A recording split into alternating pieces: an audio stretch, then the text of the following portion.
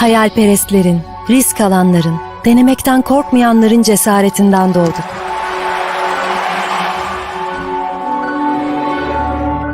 Bizi asla yarı yolda bırakmayan o sesin rehberliğiyle ilerlemeye ve öğrenmeye devam ediyoruz.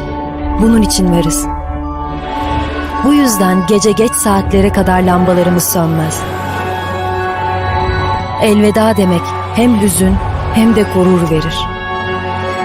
Her şeyi sorgulayarak ve merakımızı besleyerek, dayanıklılığımızı test ederek,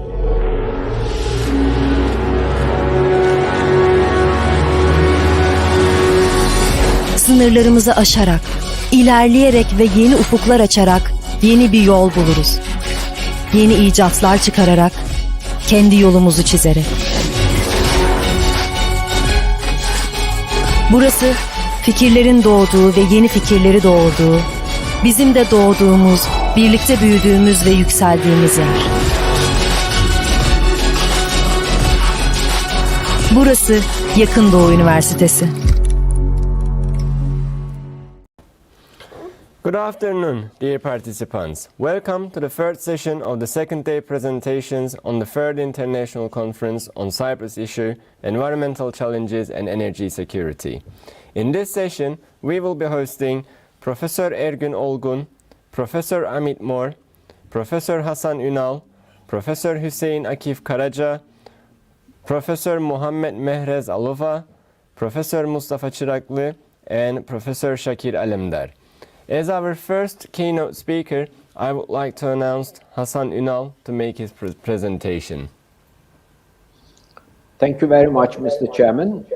I'd like to begin by expressing my gratitude to my old friend, Hüseyin Gökçekuş, Professor Gökçekuş, and his team for inviting me to this important conference on energy security in the Eastern Mediterranean and the Cyprus question. I'd like to also basically not only thank Professor Gökçekuş and his team, who have actually put relentless efforts to make the conference happen, but I'd like to also congratulate Professor Gökçekuş on his non-ending energy, actually, for getting these conference series going, because he's been working on these conference series for a long time, to some of which I have personally participated. I would like to carry on with my cooperation with him and with the Near East University and his team. So thank you very much. Now, I'd like to basically make a few remarks about why Turkey is a key player in terms of energy geopolitics in the Eastern Mediterranean. Well, I suppose we don't have to basically go round and round explaining why Turkey would be a key player in the energy security and energy geopolitics in the region. All we need to do is just to look at the map. When you look at the map, when you basically locate where the hydrocarbon resources are believed to exist in Eastern Mediterranean, in and around the Cyprus island, okay, plus just offshore off Israel and off Egypt.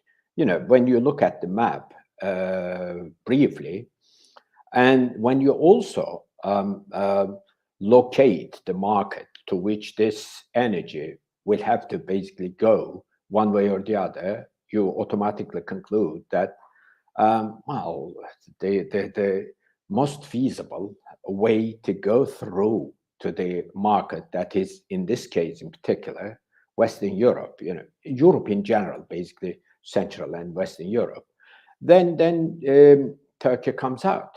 That's that. It comes across as the most feasible, basically, passage of all these energy resources, particularly the natural gas. However, we had problems about it. We witnessed a flurry of diplomatic actions over the last a decade or so, much of which was one way or the other directed at keeping Turkey out of this energy geopolitics in the region. Some of the blame would have to be placed on Turkey's flawed foreign policy, because Turkey basically antagonized many of its neighbors, particularly Egypt, Israel. It had got involved in the Syria war in a very big way, perhaps totally in an out-of-order way, in order to depose a friendly regime, however good or bad the regime would be, depending on from where you look at it. Basically, Turkey-Syria relations were excellent when the war broke out in 2011, and Turkey could have taken a low profile, but it had taken a high profile and basically put all the efforts to push to remove what it called the regime, to unseat it, and it was all its basically efforts went wasted. It became totally futile, and it had also become extremely costly. But what was more important, in addition to Turkey, perhaps what we need to basically what we need to explain, and in this case, is the ideological way of looking at things by the Turkish government in those days, in those years in particular. So because the Turkish government began to sort of adopt an ideologically inspired foreign policy, basically one way or the other, certainly affected by Islamism, Islamism of the Muslim Brotherhood kind. So its approach to Syria did not only harm its relations with Syria, but it also harmed its relations with Egypt from 2013 onwards, when the Egyptian military basically came in to remove the Morsi government. And meanwhile, Turco-Israeli relations went from bad to worse because of the same approach, mostly. And it also harmed Turkey's relations with the Gulf Arab countries, starting with Saudi Arabia and the United Arab Emirates. And all that meant, to put it in a nutshell, that Turkey antagonized all its neighbors. And all that also meant, in practical terms, that Turkey, one way or the other, kept itself out of the Eastern Mediterranean energy geopolitics. If you basically antagonize all your neighbors in the region, you would be basically pushing your neighbors towards the Cypriot Greeks, as well as to Greece, Greece proper, and that indeed what happened.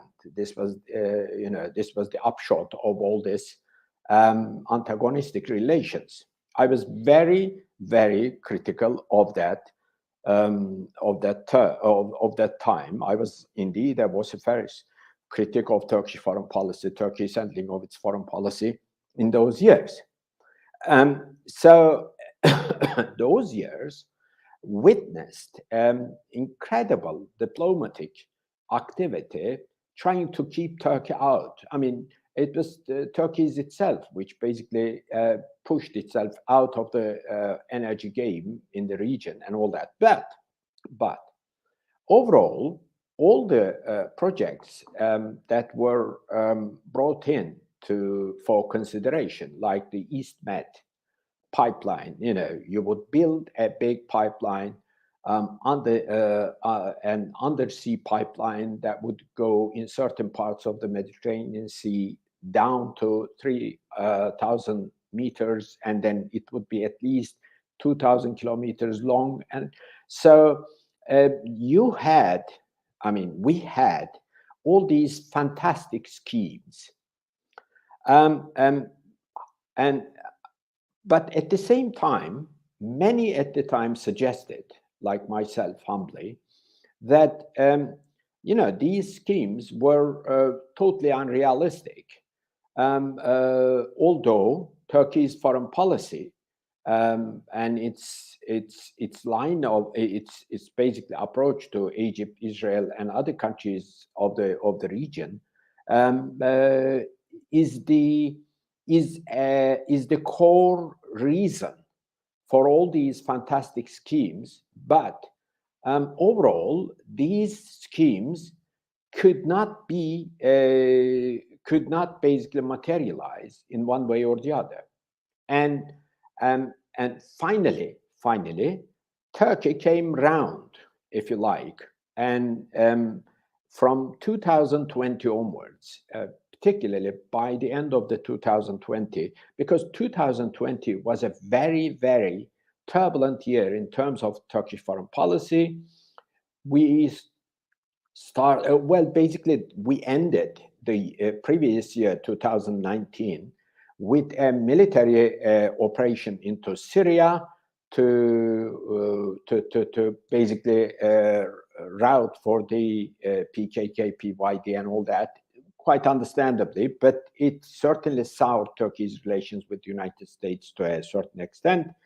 But 2020 started with an extremely difficult Turco-Russian crisis over Idlib, which went on for a couple of months. And every morning I was waking up, and the first thing I was doing was to look at my phone to see if any of the TV channels called me up, either during the night or at dawn, to simply tell me, to simply ask me for comment, because there started some sort of military clashes between Turkish and Russian armed forces here and there. And so, fortunately, it was brought to a peaceful end, but it took for about 2 months. Then we had an extremely difficult crisis between Turkey and Egypt over Libya then. Again, there was every possibility for an armed clash, and fortunately, it was averted. But again, soon after, we had the Turco-Greek diplomatic and military, how shall I say, crisis in Eastern Mediterranean and the Aegean. Then we had the war between Azerbaijan and Armenia, in which Turkey was heavily involved on the Azerbaijani side for quite understandable reasons. Of all these crises, I mean, if I had been holidaying on the Mars planet and for the last 20 years or so, and then I had been traveling back to Earth, and then people were telling me that, there was a Turco-Greek crisis in Eastern Mediterranean and the Aegean, I would have simply told them, well, nothing new, it's quite understandable, but there is a Turco-Greek crisis, because there would be Turco-Greek crisis here or there, either in a military and diplomatic format, or verbal shouting at each other and with slurs, and sometimes this and the other diplomatic activity within the EU or within the US Congress. So there's nothing basically new, and nothing, how shall I say, completely unusual. But when you say, well, if somebody tells me, well, you have Israel and Egypt basically coming out and taking the Greek side in a Turco-Greek crisis, I would certainly tell them to take me back to the Mars, because things had changed so much in the region that I'm unable to explain what is going on. I'm unable to comment on it.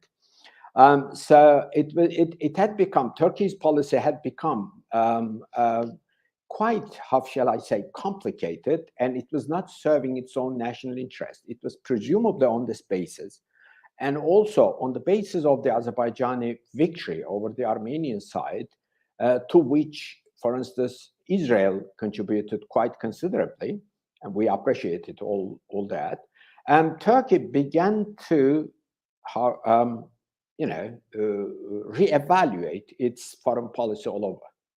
It started with Saudi Arabia, and then some sort of diplomatic level initiative was taken with the Egyptians, and then meanwhile the Turkey sort of sounded out to the Israeli officials, and at any level. And the year 2021 basically produced a totally new brand Turkish foreign policy.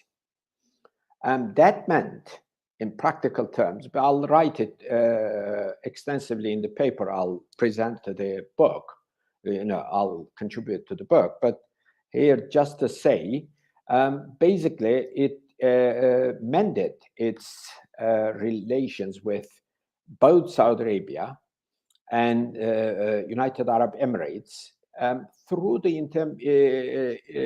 intermediaries of the Qatari government. But also, those two governments were also quite happy to, how shall I say,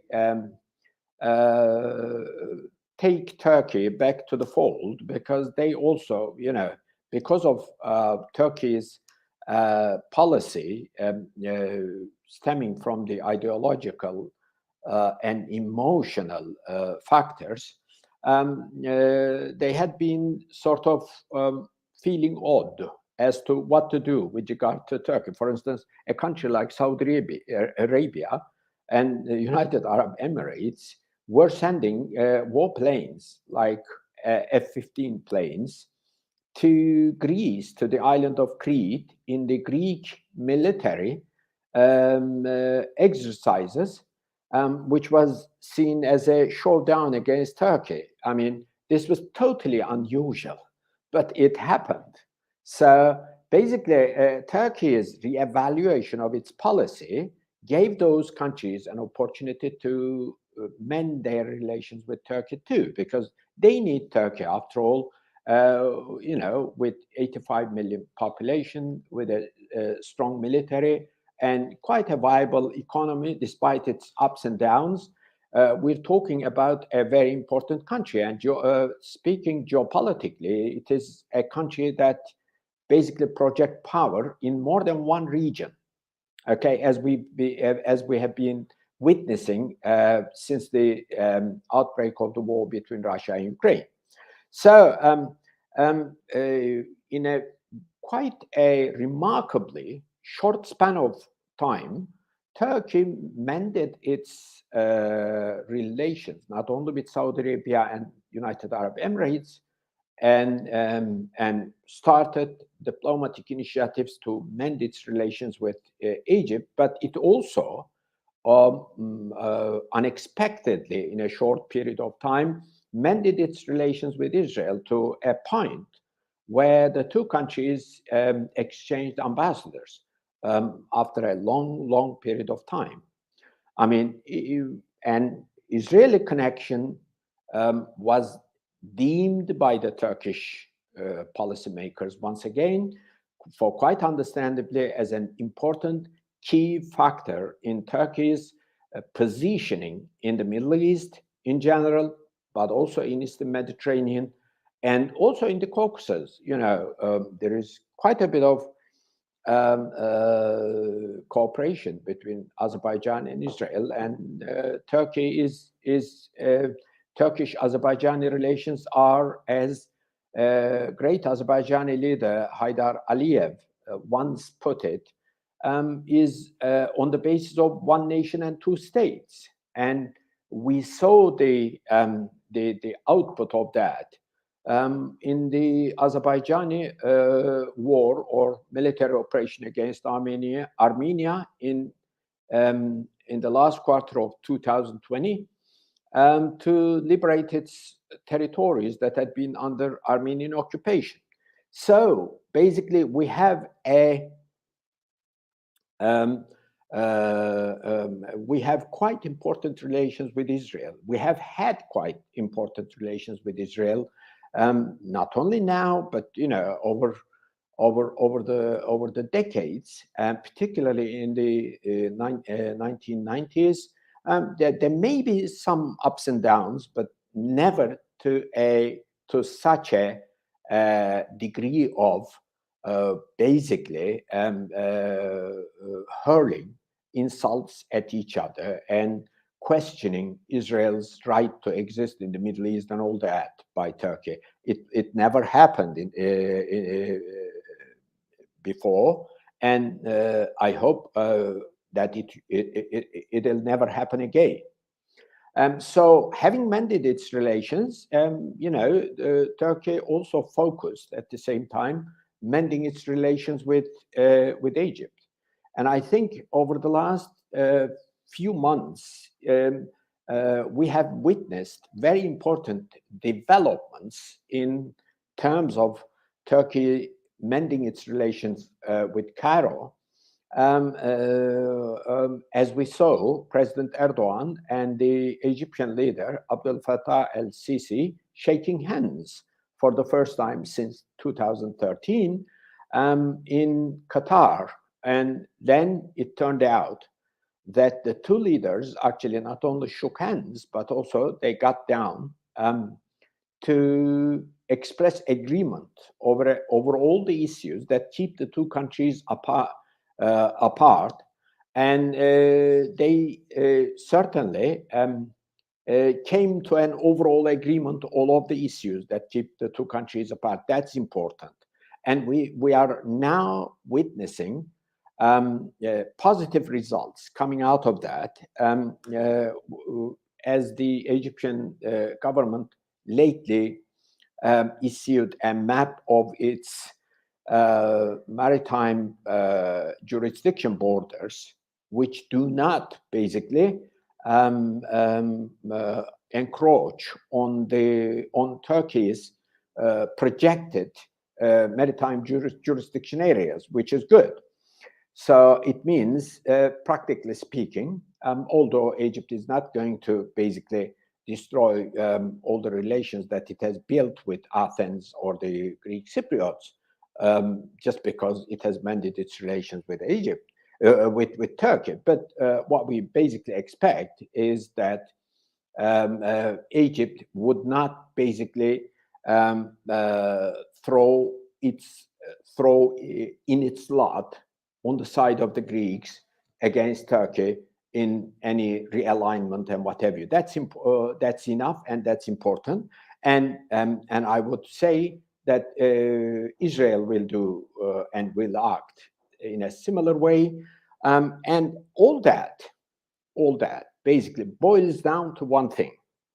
So Turkey now has basically established itself as the key player in the energy geopolitics in the Eastern Mediterranean once again. For instance, we keep hearing projects, about the Israeli natural gas coming over to Turkey and through Turkey reaching. Basically, in technical terms, once natural gas is connected to Turkey's overall system, then it is automatically re-exported to the European markets. And I suppose now there is quite a big talk about Turkey becoming an energy hub, not only a route for transport of energy, from the countries that have it in terms of resources, but it is going to become a hub for energy security. So in that sense, the Israeli gas reaching Turkey would be automatically basically re-exported to the markets, and that's all. Now, one thing, we could also talk about the Egyptian gas in a similar way, using the Turkish route, though there is also other options for the Egyptian route, including the liquefied gas, transported to Europe in big ships and all that. But the projected pipeline through Turkey might also serve their purpose too. Now, there's one problem here, that is the Cyprus issue. How are we going to deal with the Cyprus issue? Would this, with all this, one way or the other, play into the into the hands of those who would like to basically resolve the Cyprus issue? Well, perhaps. The problem is the Greek Cypriots are being basically drilling for natural gas. I don't know how much they have found and whether what they have found is marketable enough. But what is certain is that if they basically come into the projected pipeline and bring what they have found into that, that would certainly be marketable then, and it would be profitable. But would they do it? I wouldn't bet on that, because I know the Greek side a bit, and how fanatical they can get sometime. And they can also use whatever leverage they have in the European Union. But the problem here for them is the war in Ukraine. Yeah. Now, with the war in Ukraine, as Europe basically shies away from using the Russian gas, not to the same extent as they used to, they are, and the fact that they are looking for any alternative, however big or small source it may be. So the Greeks basically going over to Europe and then using their leverage in order to, how shall I say, either slow down this process or to, they can't basically prevent it, but they would do all sorts of mischief, because we know them quite well by now. But the problem is for them, the extent to which they can actually use their leverage is not as big as it used to be. So, so what I'm saying overall, just one word, is that in this multipolar world order, Turkey is going to be a country with a very interesting foreign policy, with one leg in NATO as a reliable member of the alliance, but at the same time having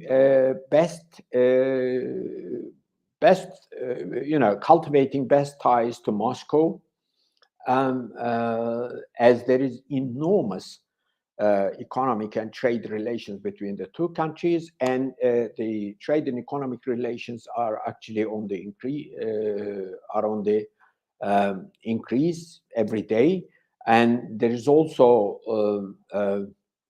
cooperation between Ankara and Russia over regional issues like Azerbaijani-Armenian dispute, and also Turkey's relations with the Turkic states as they now set up the organization of Turkish states. So there is actual and potential relations with Russia that no Turkish government, no Turkish leader would ever like to lose. So the fact that you have a hand in NATO, you are a strong member of the alliance, a reliable one with the second largest armed forces, with quite battle experience and all that. And you can continue to act together with them as long as you do. Professor I'm just Ünal. finishing. 1 minute. Okay. Apologize Okay. for the intrusion. Yeah, I know. Won't take more longer than a minute. So you have these two relations that may look extraordinary and sometimes difficult to handle, but Turkey has learned to do it. But at the same time, in addition to the Western dimension to its foreign policy, you have, as I said, Russia, you have the Turkish states, and you have China and the Shanghai Cooperation Organization. Plus, I suppose Turkey will become a member of BRICS. So in the multipolar world order, Turkey is going to be, Turkish foreign policy is going to be quite exemplary, I would guess. And I would think that with all in all, Turkey will, it is now a key player in the Eastern Mediterranean energy geopolitics, and it will continue to be so, even in more assertive and in more important terms. Okay, thank you very much for your patience. Thank you very much, Professor Ünal. I apologize for the intrusion. No problem. You did it. We are on a tight schedule. You kindly reminded me. Thank you for your understanding. Okay, thank you very much, Professor Hasan Ünal, for your valuable contributions at our conference. And as our next speaker, now I would like to invite Professor Amit Mor to make his presentation. Professor Mor? Well, thank you very much for the invitation. Always a pleasure to be, unfortunately, via Zoom, but also in person. Visited many times in TRNC, in conferences and business occasions and discussions. Always a pleasure, and thank you for the invitation. I would like to speak for the next 15-20 minutes on the options for development of East Med gas, especially on the Israeli side. As you see, Dr. Vladimir Putin riding a bear in the slide, and not many people know that Vladimir Putin holds a PhD degree from the University of Leningrad from 1997, and he's a specialist in energy, economics and geopolitics, energy and minerals, economics and geopolitics. So I think that he thought that he knew what he's doing while declaring an energy war against Europe and eventually against the world as a whole. And we'll see and discuss also some of those implications. So first, vis-a-vis East Med, especially Israel offshore, the major player right now is Chevron, which purchased Noble Energy 3 years ago. And finally, last month, the last of the three major fields were developed, and now Israel is supplied with gas from 3 fields. That's a mega Leviathan field, the mega Tamar field, and a smaller field developed by Greeks company Energean. That's a Karish field, which started to supply gas about months ago to the Israeli market. And so right now Israel is supplied with most likely the cheapest gas in the world, among the cheapest prices, $4 to $5 per million BTU. a million BTUs, those who are not familiar, that's the amount of energy contained by the half a tank of gasoline in a car, about 25 liters of gasoline. And the prices in Europe these days are $30 to $40. LNG prices is about the same, and prices increased already, reached 15-fold hike up to $80 per million BTU, and the prices before in Turkey and Europe before the war were around $6 to $10 per million BTU. So the energy war, the international energy crisis, indeed caused energy prices, coal prices to increase by fivefold because of the major increase in demand for coal. And Israel, in this respect, the international energy crisis is bypassing our country due to the cheap gas that we have, and I'll elaborate in a minute.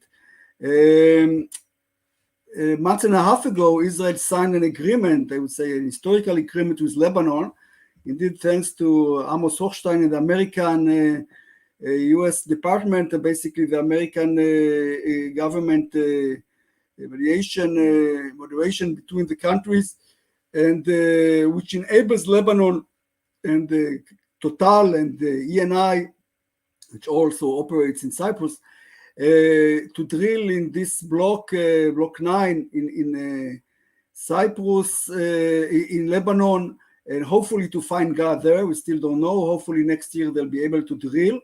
And in this case, if they'll find gas in Lebanon, so by the end of the decade, possibly before, Lebanon will enjoy relatively cheap gas, and this miserable country with a major, say, geopolitical crisis, an economic crisis, humanitarian crisis. People get about 3 to 4 hours a day of electricity in the good day, and most of the oil, like Cyprus, both sides of the country are utilizing heavy fuel oil and diesel. Same in Lebanon, very costly electricity, and the oil is arriving from Iran, especially. So hopefully, the fact that Hezbollah, Mr. Nasrallah, Hezbollah gave the blessing to this agreement. It's a very rational, pragmatic move by the Lebanese government and by Hezbollah, which is holding, basically playing a major role there, and of course the Israeli government. So that's something to mention, and I'll discuss Lebanon in a minute as well. Now look at our, it's not our latest, but for the latest, our energy electricity demand forecast for the next 20 years. We already have a forecast for 30 years in Israel. So electricity demand is increasing by 3.5–4% annually. And if you see in black, it's a mix of fuel for power generation. About 15 years ago, even 10 years ago, about 80% of the electricity was produced by coal in black, and gas was introduced in 2004. And now, right now, gas comprises 70% of fuel for power generation. Coal still holds for 20%, and renewables penetrating solar energy, only solar energy.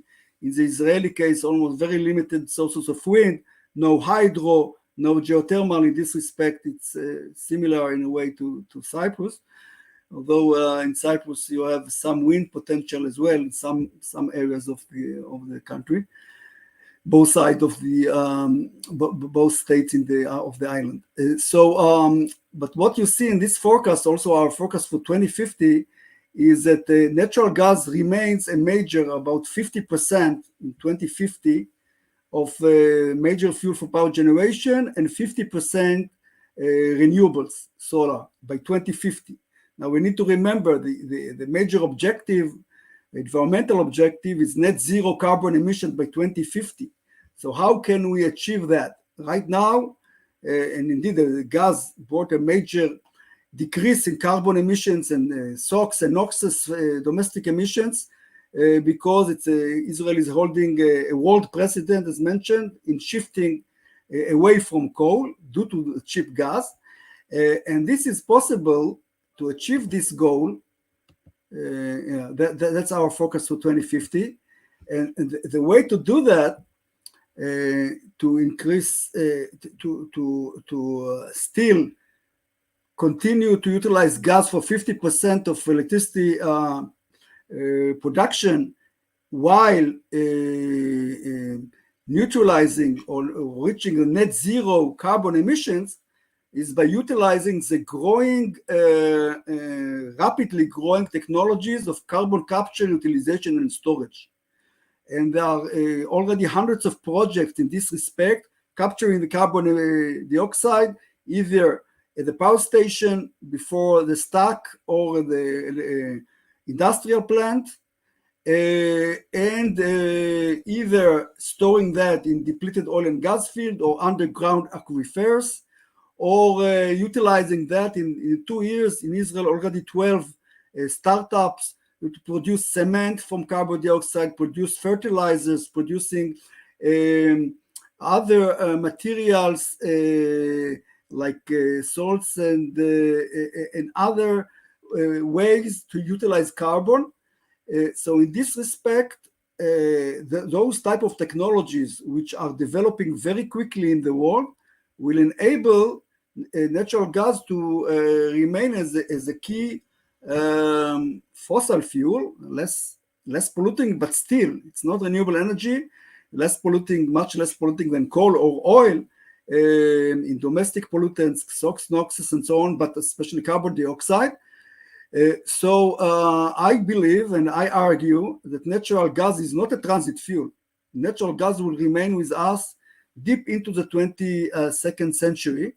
And because of the increasing utilization of those tens of technologies of carbon capture, and the financial mechanism which will enable that, it's a carbon tax, which Europe decided recently to introduce, and those countries which will not impose carbon taxes, they will pay a carbon border tax while exporting to Europe, and the United States will hold similar policies in the future.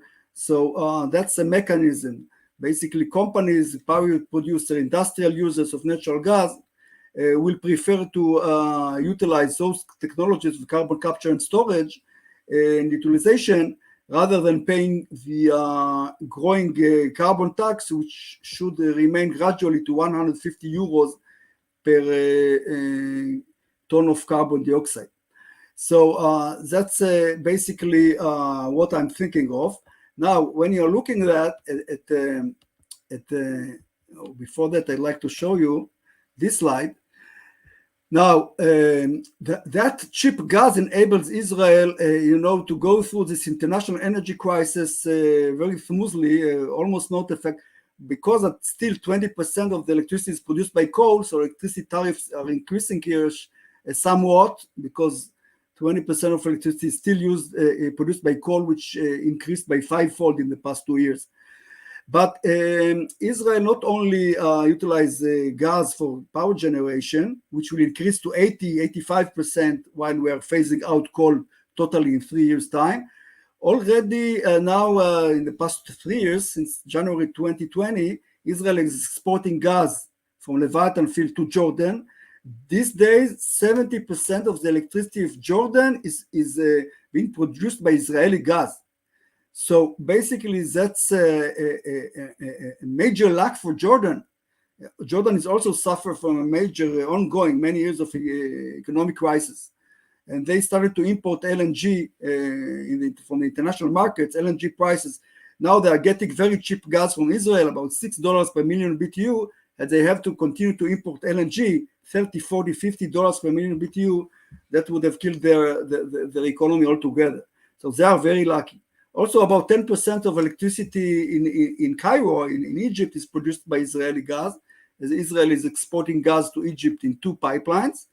And these days, and not only that, Israel is also some Israeli gas, not much, about 2-3 BCM per year, mixed with Egyptian gas, is being exported via 2 LNG plants, liquefaction plants in Idku and Damietta, east to Alexandria, and the gas from there is directed especially to Europe and to Turkey. So Turkey is a major importer of LNG from Egypt these days, and in this manner also some Israeli gas, it's a marginal. Europe's consumption this year is going to be about 400 BCM of gas, less than close to 500 BCM, which they used to consume a year ago, but a major decrease in consumption in Europe, of course, of gas. But so 2-3 BCMs of Israeli gas already exported to Israel and Europe via LNG liquefaction in Egypt. Now, what are the plans of Chevron and the Israeli government? The plans are to install additional pipeline to export additional gas to Egypt, both for the domestic market in Egypt and for additional LNG. And to, the plans of Shell and ENI, which are the owners and operators of the liquefaction plants in Egypt, Idco and Damietta, is to expand those liquefaction plants. It will take 3 years. And then Israel and Egypt could export more LNG to Europe, to Turkey, and the international markets. That's the first plan. The second plan of Israel in terms of export is, and Chevron and their partners, Delek and the other companies, is to produce, basically to construct a floating LNG terminal. FLNG, this is a relatively new technology. There are several, well, 4, now 5 in fact, plants like that, FLNG offshore Israel to export gas to the European, Turkish, or other markets. And that's it. No more gas for export. And those who think of EastMed gas or gas to Turkey, this is not going to happen, not the gas pipeline to Turkey. I'm going to expand on that. First, because Israel doesn't have more gas to export. The quota for export is 400 BCM. 200 BCM are already dedicated for export to Jordan and Egypt long-term contracts, and another 200 BCMs are can be exported. Now, additional pipeline to Egypt and one FLNG plant, that's it. Israel doesn't have more gas to export. Now, what about the thoughts of, we looked at that, of the EastMed gas pipeline. And I'm working with this company, IGI Poseidon, and two weeks ago we had our annual Israel Energy International Energy Business Convention. All the management of IGI Poseidon, the company, subsidiary of DEPA of Greece and Edison of Italy, came, all the company, and presented in our conference and so on and so forth. And they are really trying to develop this project. The European Union declared its project as a project of common interest and subsidized, basically sponsored by almost 100 million euros, the feasibility studies. The likelihood of materialization of this project at this time is almost not existent. Why? Not because of Turkey, not at all. It's not an issue. There is no gas for export. It's not in the priority of Chevron right now to utilize the gas to export via this pipeline. Needless to say, to export to Turkey. Those who are thinking, and on May I spent several days in Ankara meeting the closest advisors to Mr. Erdogan, basically explaining to them to take out of their mind that idea of exporting Israeli gas to Turkey. It was not going to materialize. First, because Israel doesn't have excess supply of gas, reserves of gas to export. Secondly, such a pipeline should go via the exclusive economic zone of CYPRUS. As long as the CYPRUS issue is not resolved, I don't see it being resolved shortly, and Israel is not going to do anything against the will of Greek Cyprus. And thirdly, Mr. Erdogan, sorry, I told that to Mr. Erdogan best advisors, is not perceived in Israel, with the Israeli government, as a trusty partner. Unfortunately, he is affiliated with Hamas, and he is Islamic, and so on and so forth. Next time we'll have another war in Gaza, and we'll have another operation there. Next time Temple Mount in Jerusalem is going to erupt, and especially with this ultra right-wing government, very rightist government will start will be nominated in a week time right now with those lunatics in our government here. There are going to be some issue in Jerusalem, and you cannot expect what Mr. Erdogan will start cursing again Israel and his prime minister and so on and so forth. So even if we had the gas, if we are speaking, and I'm speaking a lot with people in prime minister office, what they are saying will say to you, we better have remain the gas in the field offshore. We are not going to send it to export it to Turkey. But it's not an issue. We don't have the gas to export right now. What can, and what I suggested to Mr. Erdogan's people and to the Turkish government is that if Mr. Erdogan, and I totally agree with the Professor Hassan Unal's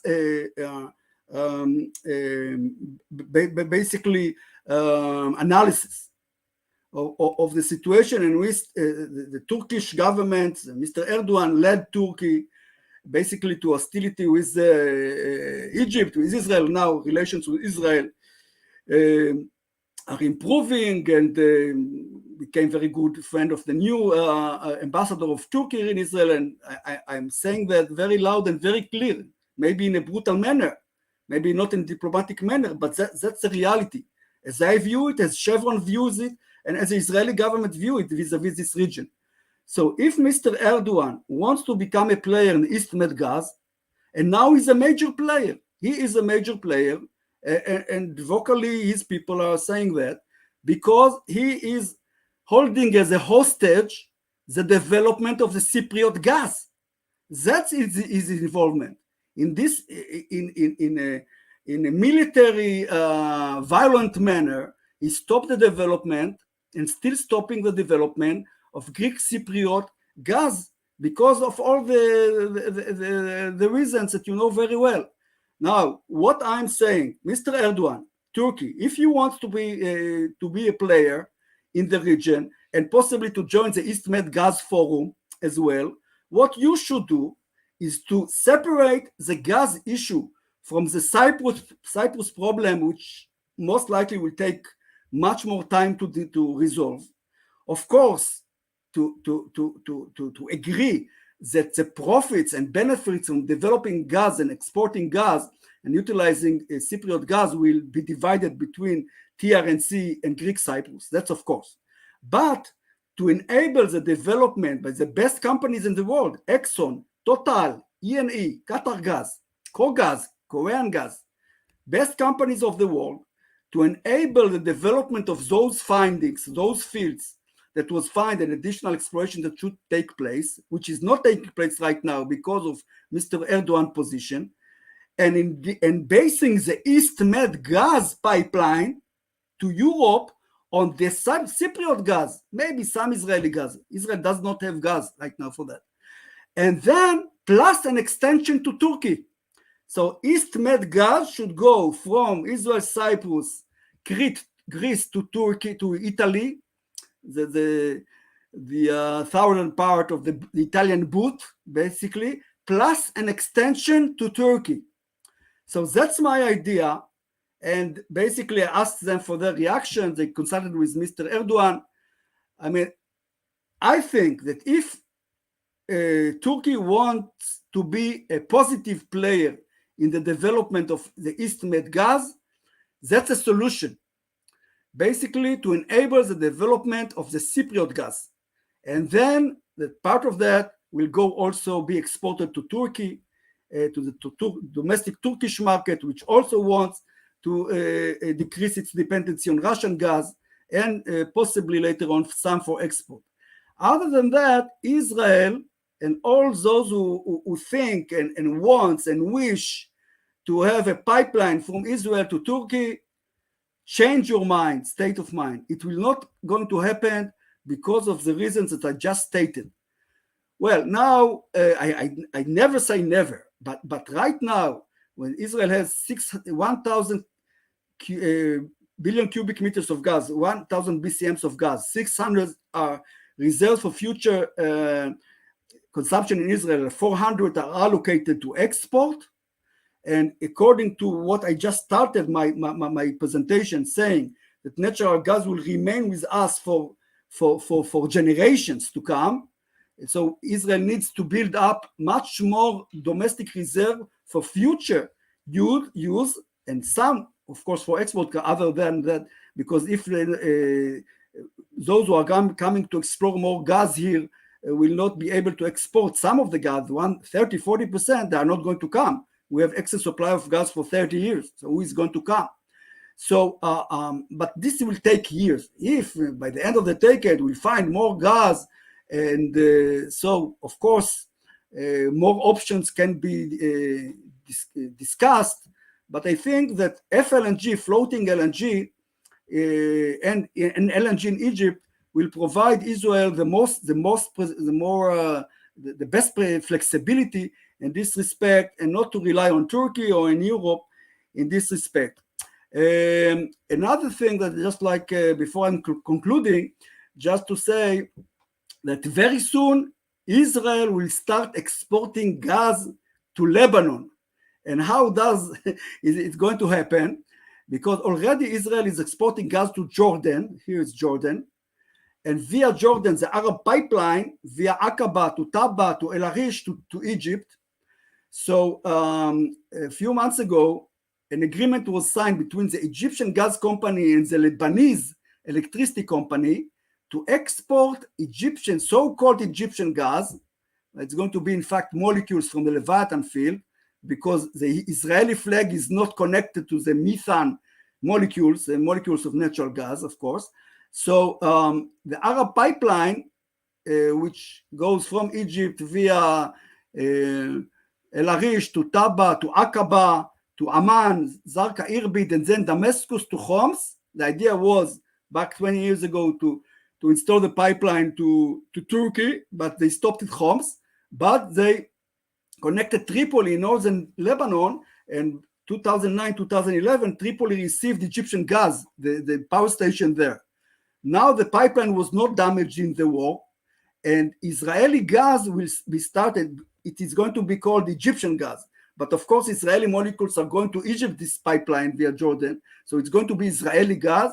It's going to be exported to Tripoli. And moreover, additional agreement was signed between the electricity company of Jordan and the electricity company of Lebanon to export via Syria electricity from Egypt to Lebanon.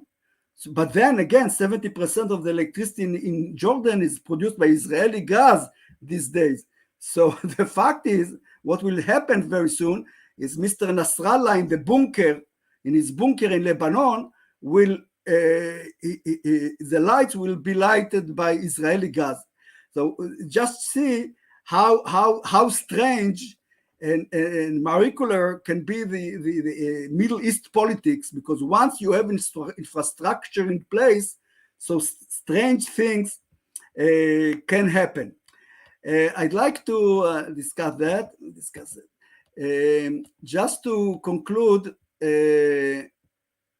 sorry, the other side, with two slides. One on TRNC. For many, many years, we are discussing with the electricity authority in TRNC, the TRNC's government, Turkish companies, and private sector in TRNC. Basically, our idea was that TRNC, also Cyprus, it's Greek Cyprus, but they are going to a different route. We think there is what is called small LNG tankers, very small tankers, like 5,000 to 10,000 tons of LNG. Small tankers like that can come, a tanker like that from Turkey, the LNG plants in Turkey, basically the regasification plants, to the power station in the port of this power station in TRNC.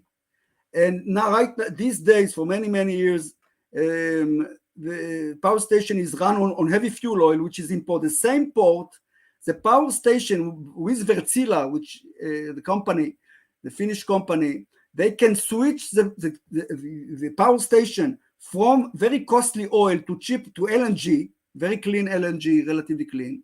And with LNG tanker, road tanker, also import, also on the road, bring LNG to the second power station at TRNC, and then there is a very small half a room of regasification plant, and those power plants can switch from heavy fuel oil to gas, to LNG. Now, I thought it's a great idea for TRNC, but unfortunately, I mean, we gave up. I mean, it was too difficult, and most likely the interest in the domestic politics in this respect, we came with a company with an initiative, a financial initiative. Basically, TRNC can start utilizing gas, and it can be very quick. A conversion to gas can take several months' time. So that was our idea for TRNC.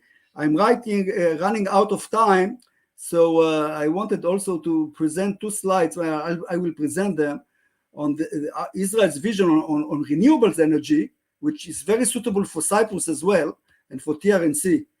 Our problem, if we want to reach 20, 30, 40, 50% renewables, especially solar energy. Professor Moore. Yes, okay, Again, I'm running I apologize. out of time, so I'm just going to finish with this slide. That basically the idea is dual fuel of renewable energies. So the idea is to utilize either agrivoltaic, and major research is taking place, to put photovoltaic panels above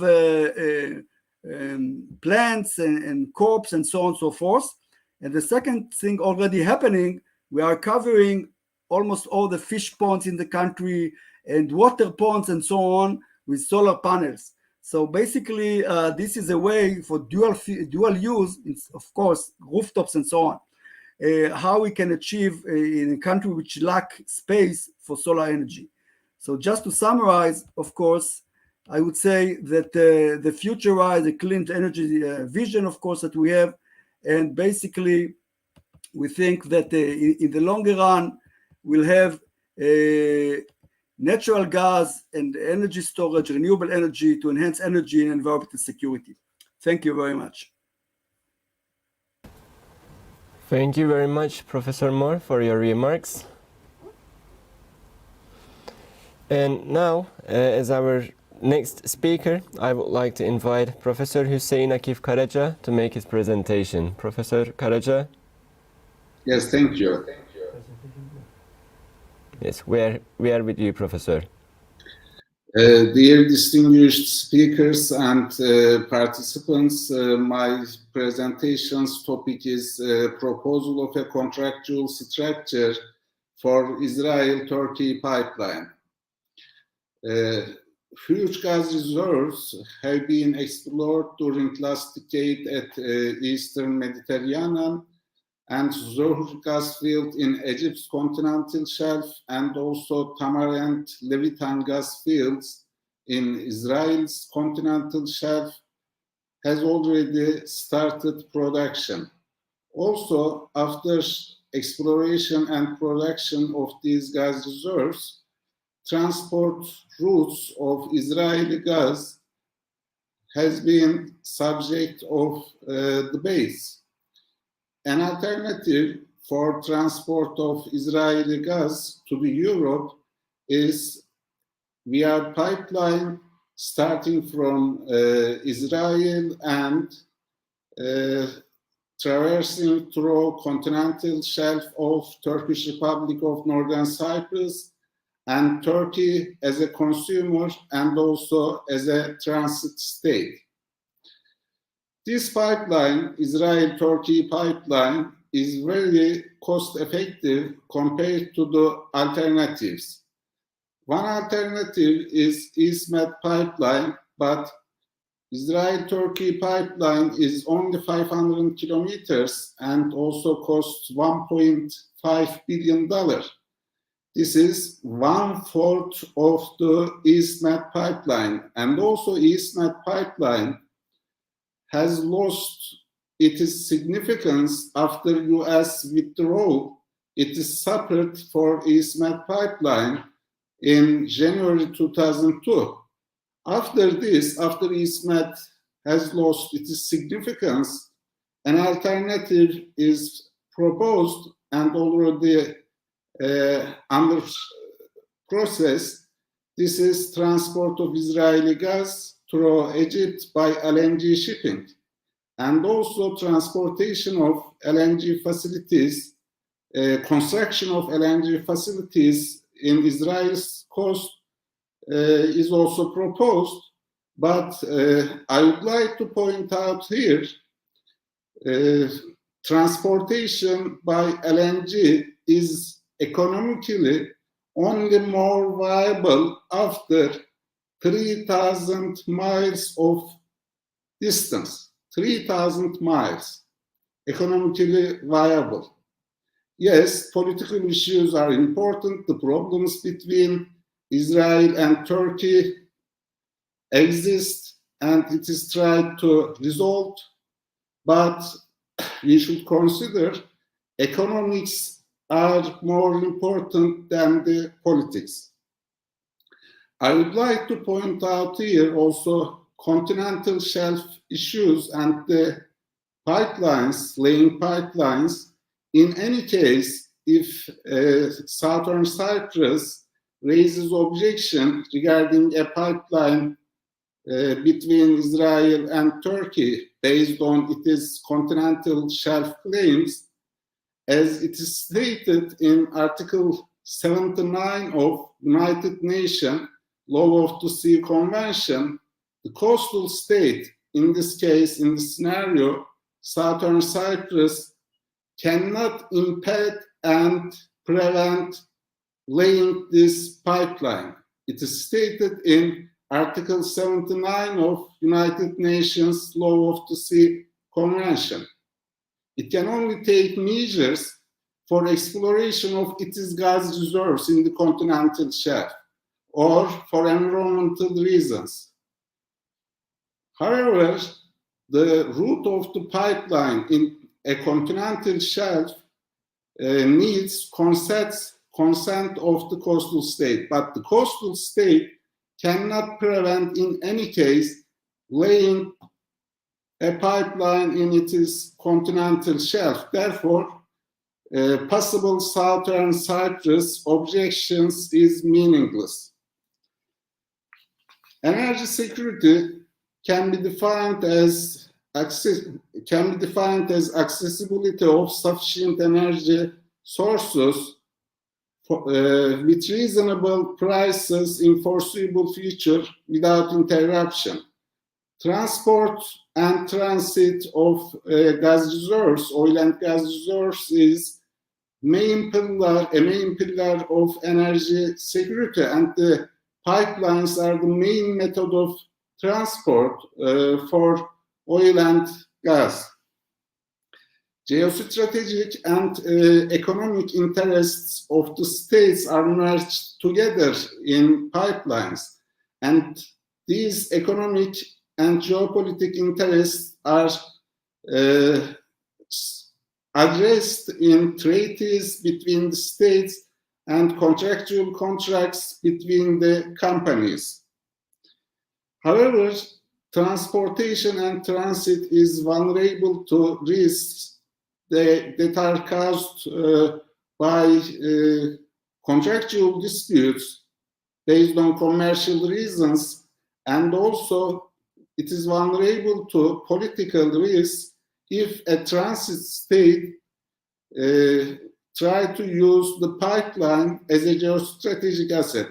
Therefore, in order to address all these problems, international treaty framework and well-drafted contractual arrangements is required. The structure of contractual arrangements for pipelines changes according to the model of pipeline. There are mainly two models. First is called national pipeline model. It is called national because these kind of pipelines are owned, constructed, and operated by state companies, and contractual arrangements are intergovernmental agreement between the states that includes the commitments of the states regarding pipeline construction and operation. Also, commercial contracts, gas sales and gas transportation contracts between the state companies. Kerkük-Ceyhan pipeline between Iraq and Turkey, and also Blue Stream pipeline between Russia and Turkey are examples of this model. The second model, which I propose for a potential Israel-Turkey pipeline, is integrated pipeline model. These pipelines are constructed, owned, and operated by international oil companies. Sometimes state companies can participate. And these pipelines' legal arrangements are called integrated because the pipeline is dedicated to upstream producers of oil or gas. The contractual arrangements, a three-type contractual arrangement exists. First, an intergovernmental agreement between participating states that states commitments of the states regarding pipeline construction, operation, right-of-way, tax exemptions, acquisition of land for pipelines. Second, post-government agreement. This is an investment agreement between each participating state and the pipeline company. It includes financial terms, particularly transit fees, and also it includes investment protection provisions. And the third type is commercial contracts, gas transportation agreement. This agreement is between the pipeline company and the shipper of the gas, and gas sales agreement between the producers of the gas and the consumers. And in this paper, in this presentation, again, I propose integrated pipeline model or international pipeline model in other terms, because the gas in the Israel's continental shelf is produced by mainly international oil companies.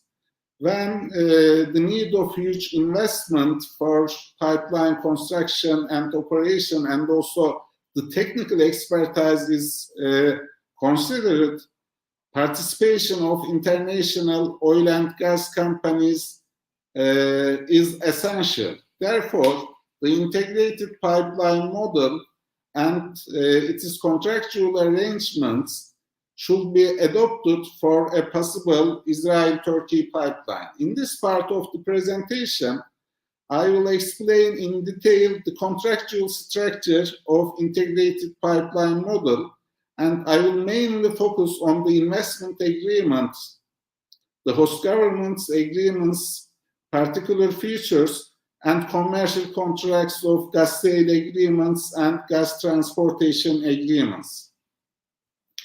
Host government agreements includes the conditions of transit, particularly its financial part, the transit fees. I would like to point here the transit fee and tariff are completely different concepts. Transit fee is a tax, a negotiated or regulated tax paid to the transit country by the pipeline company. And in gas pipelines, sometimes it is paid not only in cash, but also in kind as some percentage of the gas transported through the pipeline. The tariff is the price, it is the price paid by the shippers of the gas to the pipeline company for transportation service. Host government agreements also include investment protection provisions such as stabilization clauses, renegotiation clauses, applicable law clause, and arbitration clauses.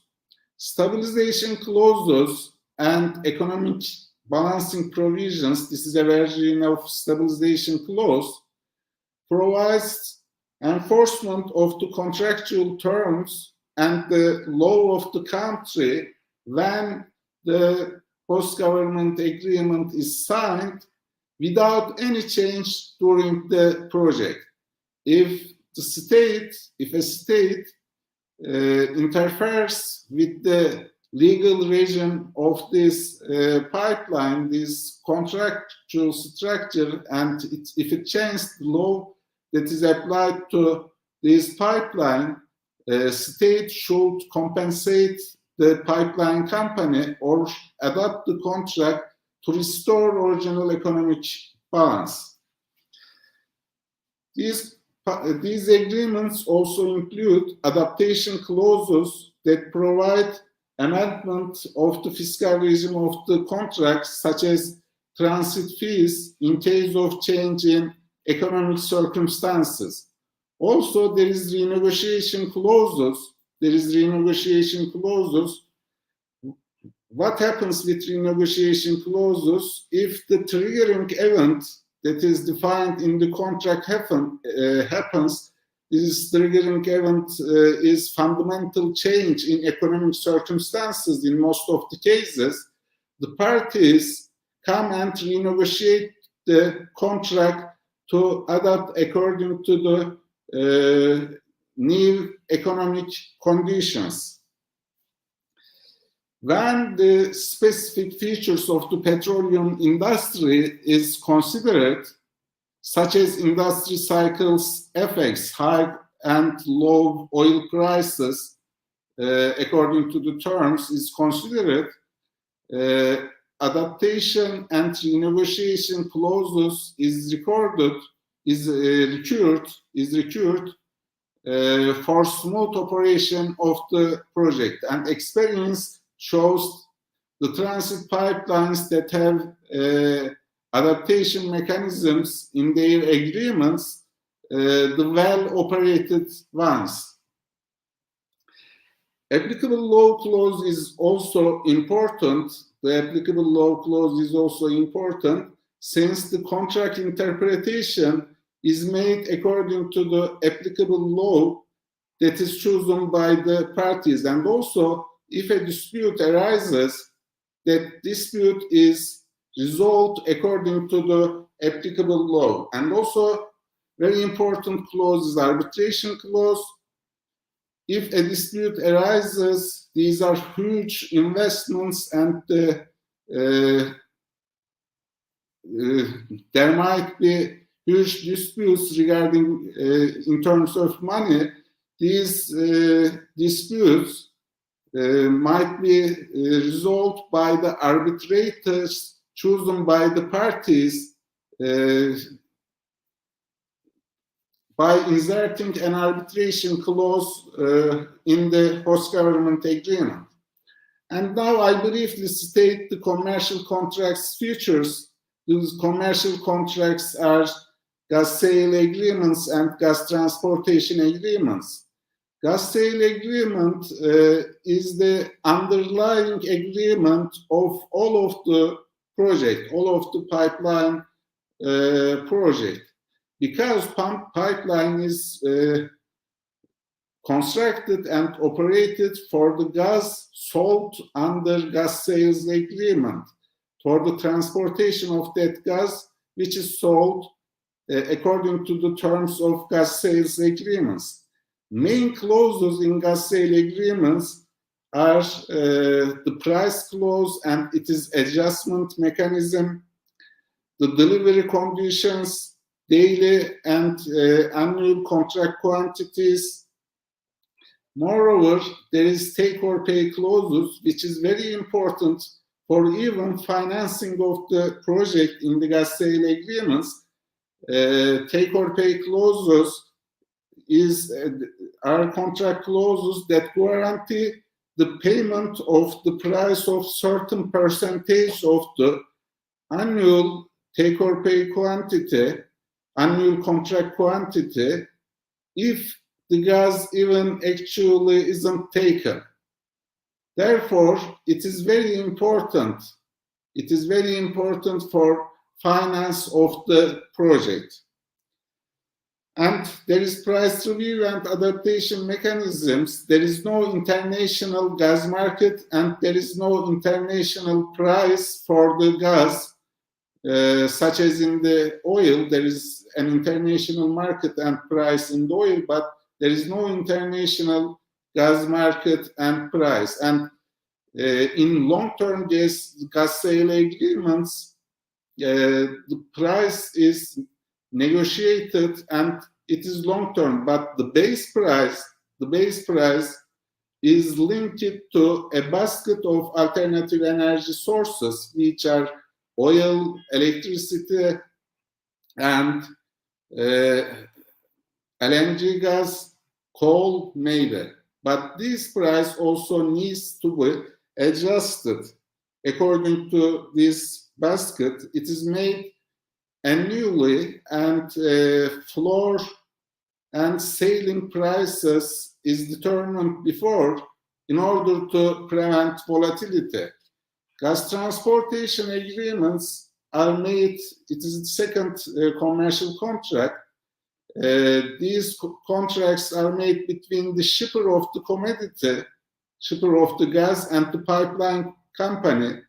It states conditions of the transportation of gas, and the main clauses are about the quantity and quality of the gas, title of the gas during transportation, custody, and passing the risk of gas during transportation, capacity rights and tariffs, the price paid for transportation, and it is adjustment method also included in transportation contracts.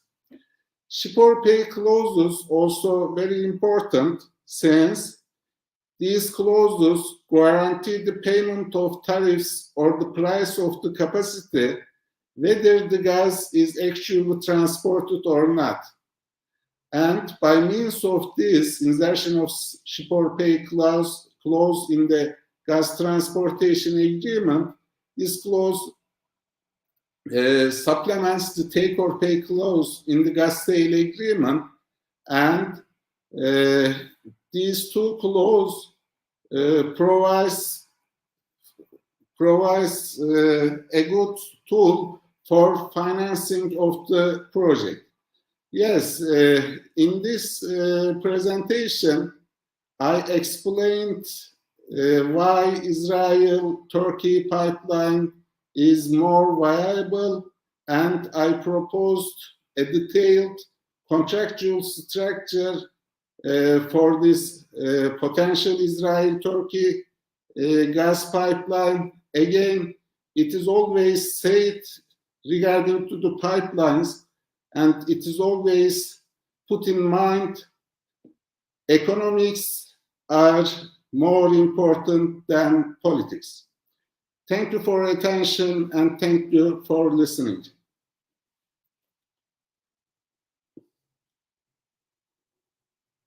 I end my presentation.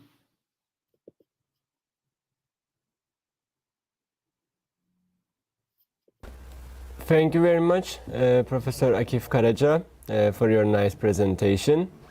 Thank you very much. Okay. And now our next speaker is Mohammed Mehrez Alova from Sepa University. Dr. Mehrez, can you hear me, doctor? Yeah, I can hear you. Can you hear me well? Yes, we can hear you. Just give me 1 Can you second please to turn on your upload my camera, file. please? Just want to upload my file.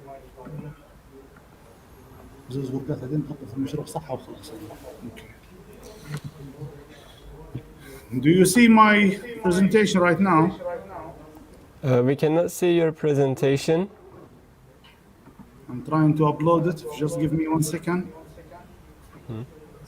And doctor, please, if you can lower down your camera.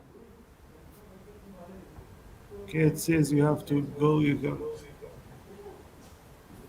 Well, I'm just having a problem. Said that you only could upload 2 slides. Perhaps please remove the others, Doctor. If you remove the others, then you will be able to share.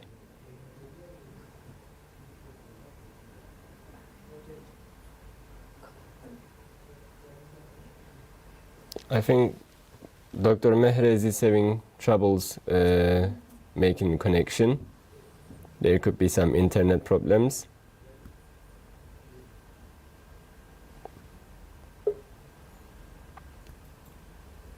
Trying to upload my file. Okay. Yes, we can see your presentation, Dr. Mehrez. It's ready right now, right? Yes, everything is good. Okay. Assalamu alaikum, everyone. Let me introduce myself. I'm Engineer Mohammed Mehrez Alawa from Sebha University. I'm Senior Petroleum Engineer. My field of research is about drilling oil wells and completion workover of oil wells. And also I've got some concerns regarding the Libyan economics of oil sector. My presentation today, I will talk about it, entitled "Of Future of Oil Energies in Libya" in terms of trends, predictions, impact, repercussions of global crisis. First, I will share with you my outlines today. I'm going to speak about the exploration history of oil in Libya, the oil and natural gas reserves, major oil fields, repercussion of global crisis, impacts of closing oil fields, trends, and I'm going to conclude my presentation later. In terms of exploration history, first exploration of oil was here in Libya in about 1955. First oil drilled in 1959 in Amal oil field, which is located on southeast of Libya, with the company called ex-Mobil Foreign, and right now it's named Harouj Oil Operations.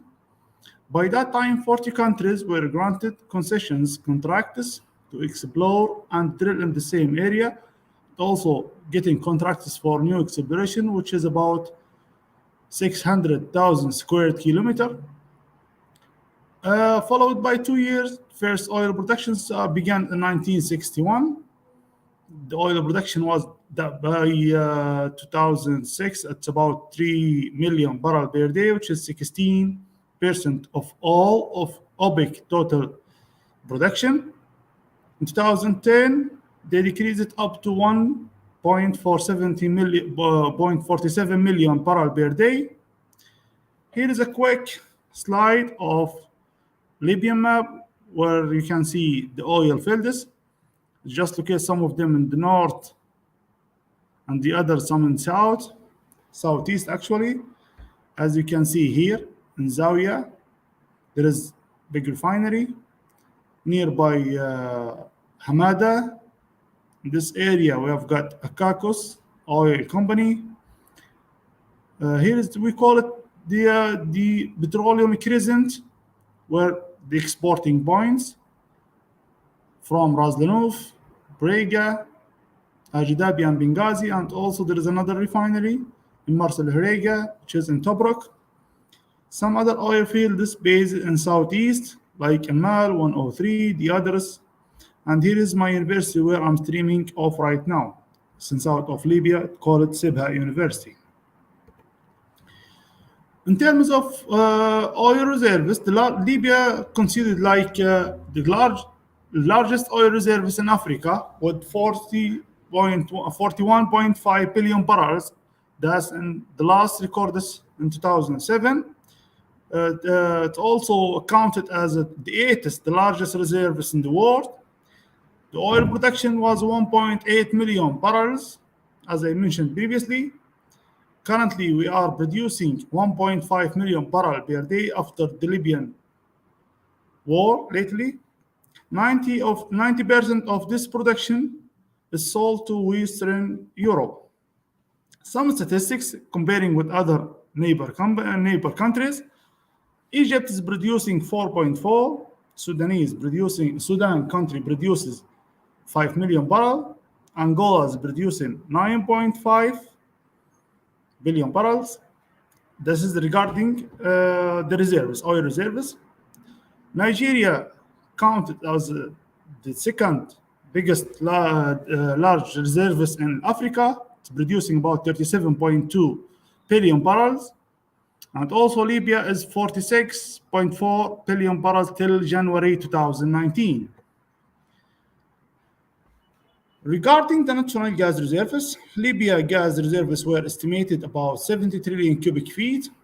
That's on onshore fields and some other offshore fields. Libya had reached 1.034 billion cubic feet in 2009. 55% of this production is exported to Europe. And also wide gas pipeline constructed between Wafa onshore concession to Bahr al-Salam offshore through Melita were treated and exported to Europe. Also, we're generating power here in Libya with connection of oil sector. I'll just give you a quick look for the major oil fields in Libya. Actually, there are more than 90 or 91 oil fields, but I just try to get here the 18, the most biggest oil fields in Libya.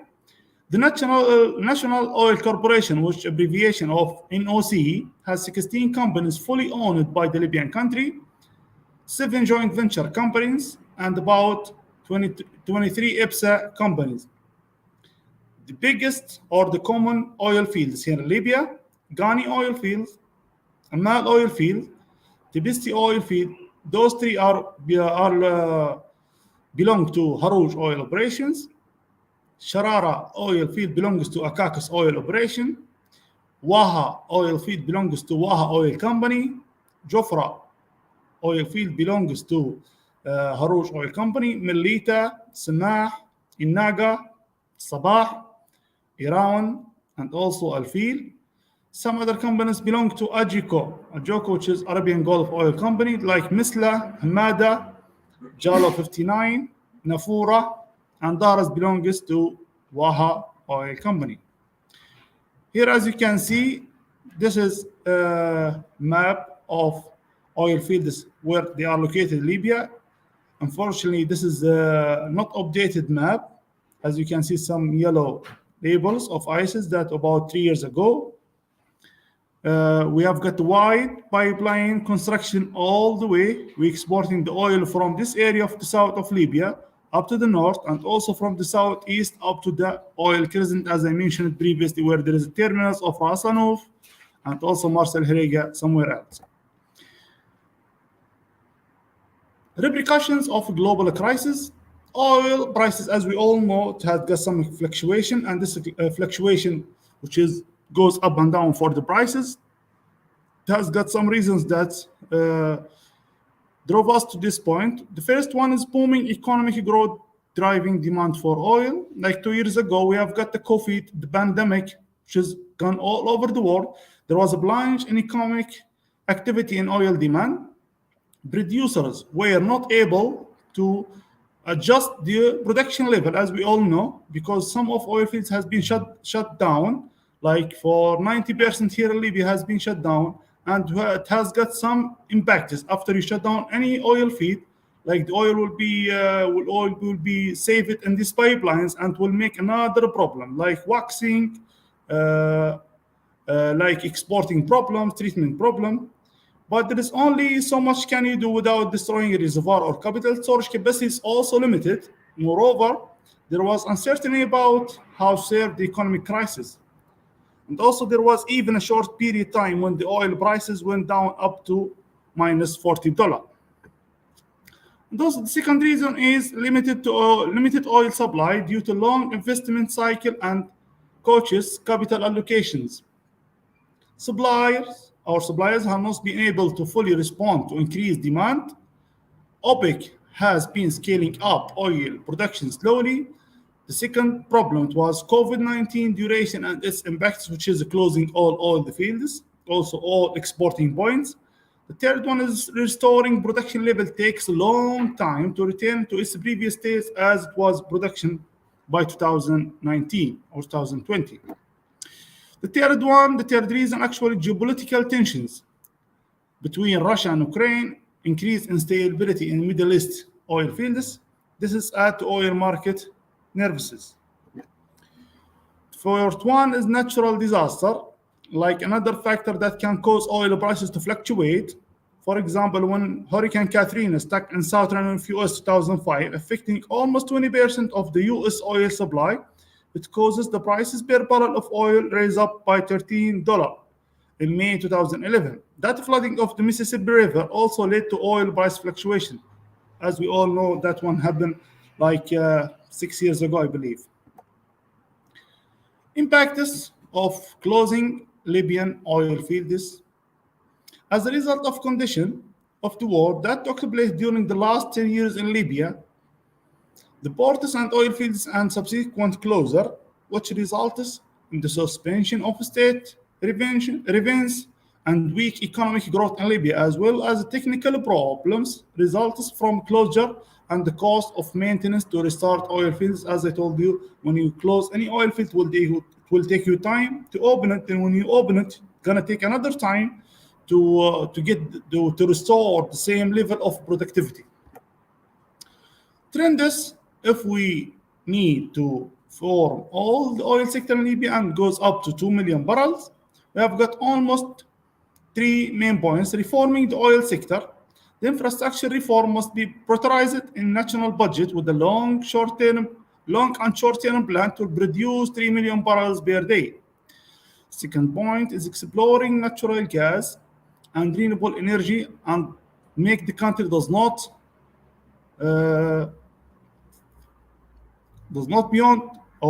support by natural gas and oil. We're supposed to find another sources for energy, like the green energy. Natural gas is low-hanging fruit of oil. This could be tremendous pull for the country, especially considering the current European crisis due to Russia closing Nord Stream #1 pipeline. The post-oil era going green. There is a huge amount of opportunity for solar and wind energy in Libya because the country is situated in the desert. As an example, as its solar peak, the country receives about 7.5 kilowatt per square meter every day from the sun, which would be more enough to power the local economy and have plenty to spare. More attention and effort is needed to transform that potential into real green energy that can be backbone of the country's future power. My conclusion, Libya has significant potential to play as a vital role as an oil and gas producer, mainly in times of a global crisis, where Libyan gas could have a major role as an alternative to the Russian gas supply to Europe, especially with existing infrastructure.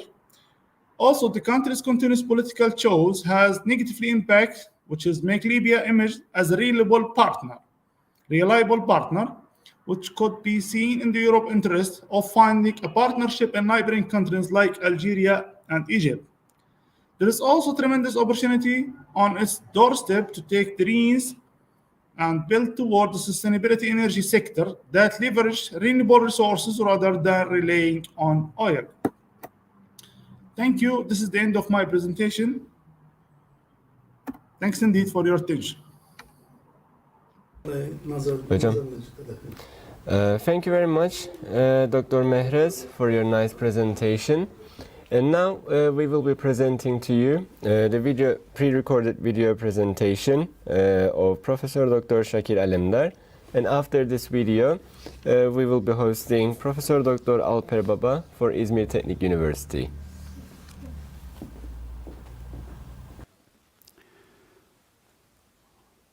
First of all, I'd like to thank all members of this conference committee for inviting me to express my views on a vital subject. My topic is going to be the effects of the hydrocarbon resources discovered in the Eastern Mediterranean on the solution of the Cyprus problem. A series of natural gas discoveries in recent years in the Eastern Mediterranean around Cyprus, Israel, Leviathan and Tamar fields, and then more recently in Egypt's Zohr, focused the world attention on the region. In particular, the hopes were raised that it could help a Cyprus solution.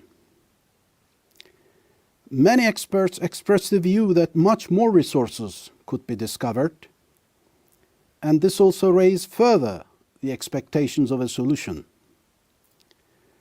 Can these newly discovered hydrocarbon energy resources, which would bring huge income, help a Cyprus solution? This is a critical question. The parties and the third parties would see the huge income and stability this would bring and push for a solution. This is the first scenario. They say that the energy resources would help a Cyprus solution. Now, the second view, the opposing view, is that the energy resources would fuel negotiations, but instead of solving it, it will fuel competition between the parties. Deep-rooted conflict, past experiences, animosities and distrust will trigger new rivalries to win rather than share.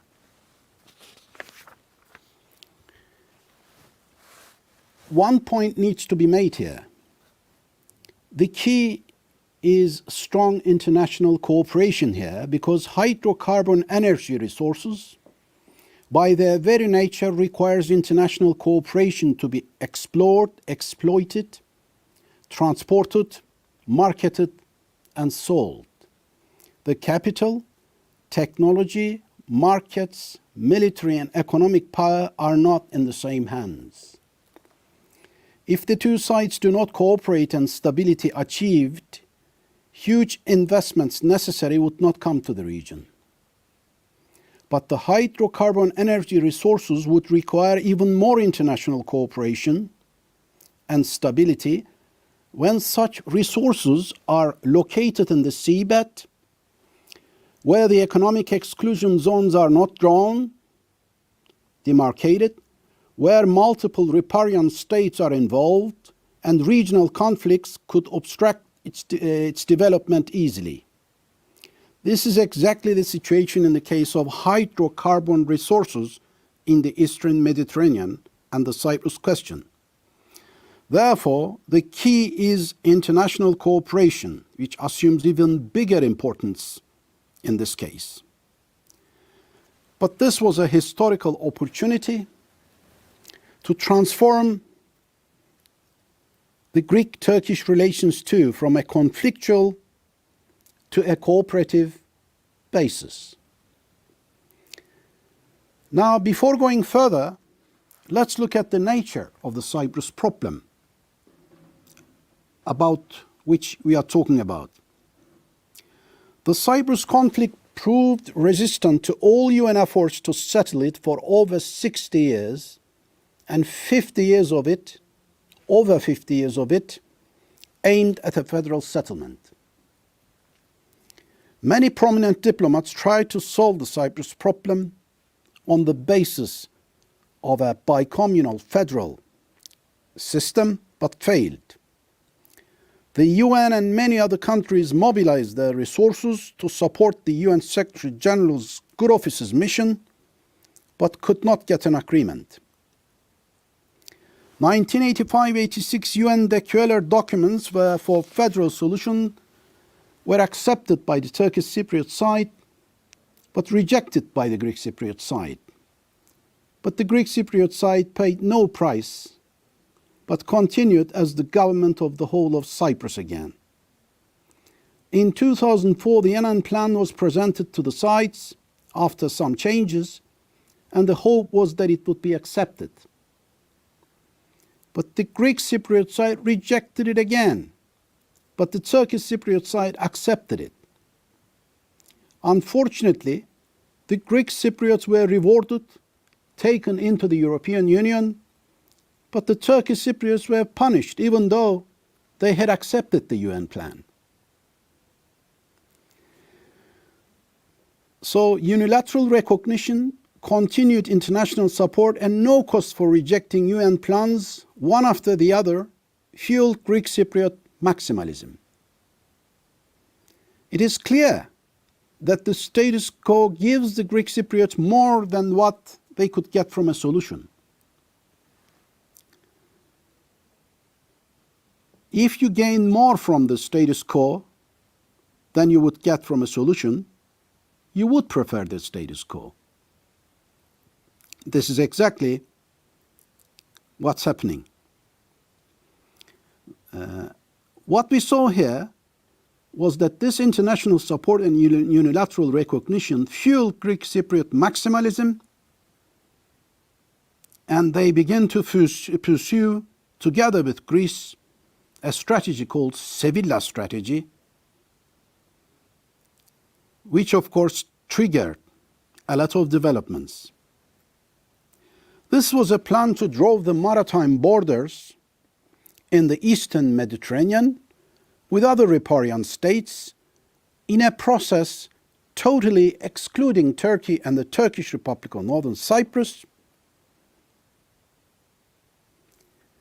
And in this map, Turkey would be confined to the Bay of Antalya, totally excluded from the Eastern Mediterranean energy equation, and Turkish Cypriots would be ignored, and their rights at sea would be at the mercy of Greek Cypriots. Once these economic exclusion zones of Cyprus and Greece were united, Turkey would be cut off from the seas and confined to its shores. The second part of it was what is called EastMed pipeline, which would carry natural gas from the region to the island of Crete, then to Greece, and then Europe. This was not a technically feasible project and a very long one, but it was used by the Greek side to undermine the pipeline project, which would pass through Turkey to Europe. This was the shortest, cheapest, and most feasible project, but EastMed was used to undermine this project. Greece succeeded in getting the US support to Sevilla map due to problems Washington had with Turkey, and Europe seemed to support it because South Cyprus and Greece were members. It was my member, right or wrong. Turkish calls to organize an international conference of the riparian states to draw the demarcation lines for the economic exclusion zones were rejected and not taken up. The Greek Cypriot side, on the other hand, rejected the Turkish Cypriot offer to jointly manage the hydrocarbon resources around the Cyprus waters. It was first proposed in 2011 and repeated ever since. Instead, the Greek Cypriots argued that they will manage these resources themselves entirely and put the Turkish Cypriot share of the income to a private bank, which the Turkish Cypriots could take if and when a solution is found. It was not a serious offer. Turkey would either respond or accept the consequences. If she did, she would be blocked from the Aegean side, and even though she had the longest shoreline, she would also be blocked from the Eastern Mediterranean. So Turkey began to pursue the Blue Homeland Doctrine and a strong policy of trying to defeat any attempt to exclude her from the energy equation. Turkey signed various agreements with the TRNC and Libya that cut through and paralyzed the Sevilla map. What is most striking is that the Greek side totally ignores the strategic strangulation policy that they launch against Turkey, but keeps complaining daily of being the target of neo-Ottomanism or the Turkish expansionism. In this way, they hope to get the Western support to sustain this policy. Now, this was the strategic picture that I explained. Now, let's look at the negotiations, the hydrocarbon energy perspective for negotiations.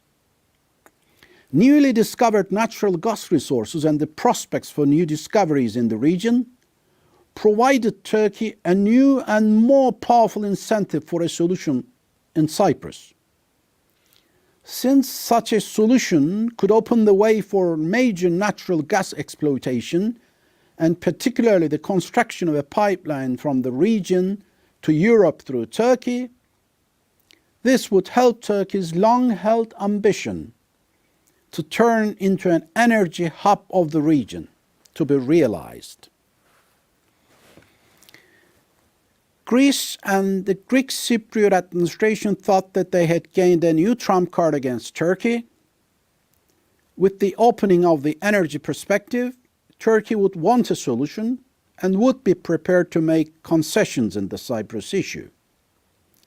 This was true, but such concessions would need to be mutual and lead to a solution in the Cyprus issue. Turkey would not be prepared to make unilateral concessions. Now, Turkey evaluated Anastasiadis' coming to power positively because Ankara thought that since Anastasiadis said yes to the Annan Plan in 2004, he would say yes to a solution in Cyprus now. Ankara thought that it could work with Anastasiadis. For this reason, Turkey started unofficial contacts with southern Cyprus through prominent businessmen and diplomats behind closed doors, which continued for years. As a result of these contacts, a positive atmosphere was captured with Anastasiadis.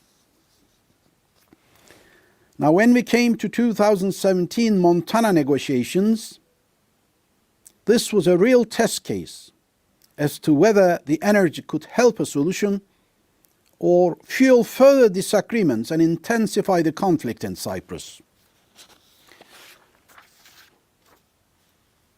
While all topics were discussed, in the background, it was the hydrocarbon energy resources which provided the main energy and incentives for a solution.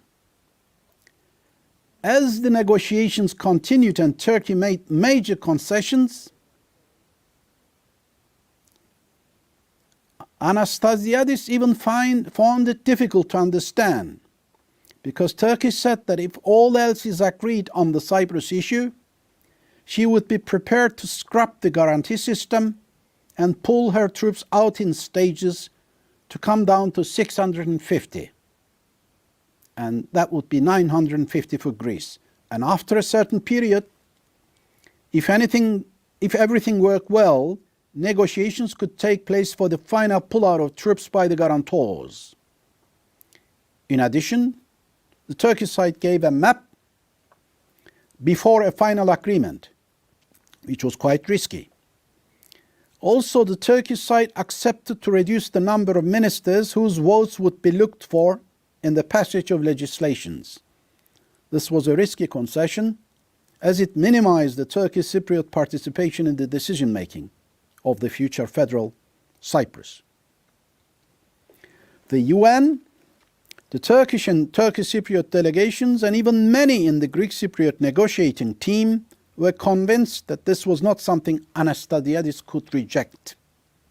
The Greek Cypriot negotiator Andreas Mavroyannis, Foreign Minister Christodoulis, and advisor Thomas Chelebis all confirmed that the agreement was very close. But Anastasiadis did not accept an agreement. The Greek Cypriot leadership watched the train slowly pass by and merely looked on. Energy could not motivate Anastasiadis for a solution. This was a historical opportunity that was missed. Now, the developments after Montana would be very fast. Following the collapse of the Crans-Montana negotiations in 2017, after more than half a century of failed federation negotiations, the Turkish side decided that the time had come to put a two-state solution model on the table. In the presidential elections held in the Turkish Republic of Northern Cyprus in 2020, Prime Minister Ersin Tatar campaigned on a platform of two states and won the elections. This was clearly a choice between two states model and a federation. Turkey gave full support to the two-state solution and began to get international support for it. The Turkish Cypriot side put their two-state solution model forward for the resumption of negotiations. The Greek Cypriot side rejected this and no talks could take place. Only technical committees meet. From then on, the Turkish Cypriots began to take steps in this direction. The Turkish Cypriot side partially opened Varosha, the once famous tourist resort, kept fenced off as a possible concession to the Greek Cypriots in a final solution to the problem.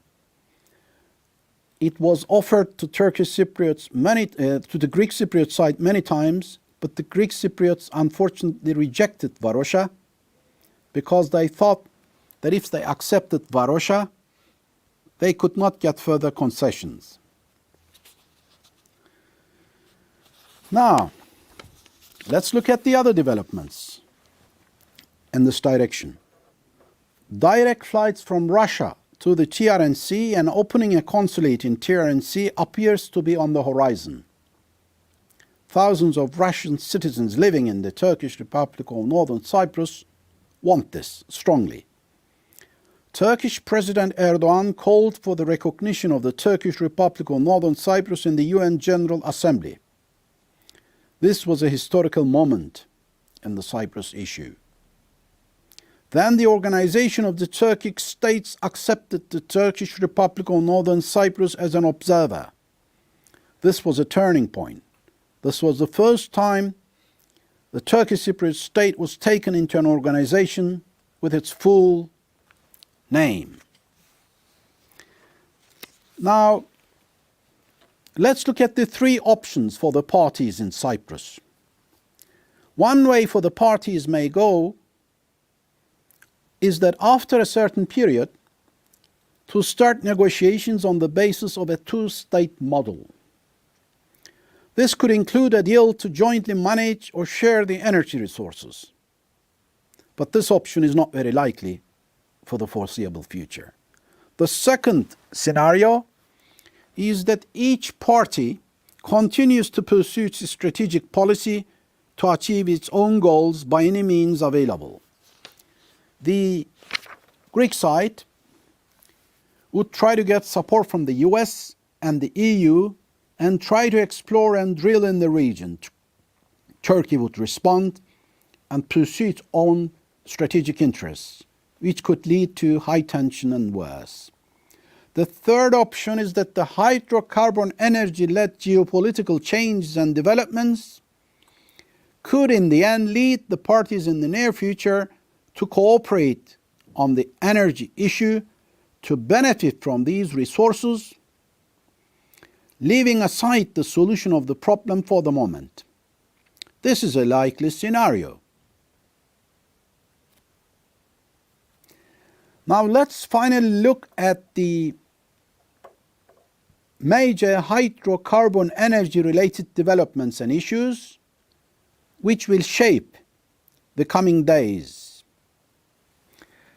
The first point to note is that as experts warn, the window of opportunity on the hydrocarbon energy resources for both parties in Cyprus will not remain open for long. If they cannot find a way to exploit these resources in time, the resources will benefit the parties little, or most of it will remain in the seabed. We should also note that the European Union is taking steps to shift to renewable energy, which will reduce natural gas use. So time is a pressing issue, or should be for both parties. The main equation is going to be as follows. Greece and South Cyprus continue to push for the US and EU to pressure Turkey to extract concessions on the Cyprus issue and Greco-Turkish relations. Greece has become quite skillful in making provocations and then complaining about Turkey. So this will continue. On the other hand, the hydrocarbon energy-led geopolitical changes are now fundamentally altering the Cold War era balances in the Eastern Mediterranean and on the Cyprus issue. The Greek side can no longer play the East, West and the non-aligned against each other to get what it wants. And it can no longer count on two superpowers as it used to be. On the contrary, the Greek Cypriot relations with Russia are deteriorating due to increasing US military bases in these countries and also due to their policies in the Ukrainian crisis. Russia is likely to respond to these policies, which could break the decades-old Russian support to the Greek Cypriot side. This could change the entire pictures on the Cyprus issue too. The other major developments we should note is that the Turkish-Russian relations improved, and despite the problems, trade and economic relations expanded to new levels. Russian energy exports, nuclear reactor construction in Akkuyu, Turkey, and cooperation and joint action on many regional conflicts are increasing. Turkey is truly turning into a major energy hub. Both Russia and Turkmenistan, for their own reasons, support Turkey in their objective. Projects that will carry energy from Turkmenistan to Azerbaijan, where an energy pipeline to Turkey exists, might start before long. Equally, efforts to turn Turkey into a major energy center to sell Russian energy to the West and the world are already underway. Moscow supports this. So what is my final conclusion?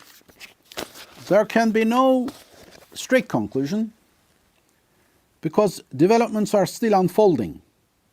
But what we can say is that energy is going to continue to play an important role. But as far as the Cyprus problem is concerned, we have passed the stage when federation is going to be discussed. It's most likely from now on it's going to be a two-state solution on the table, whether it's today or in the coming medium term. Thank you for listening to me.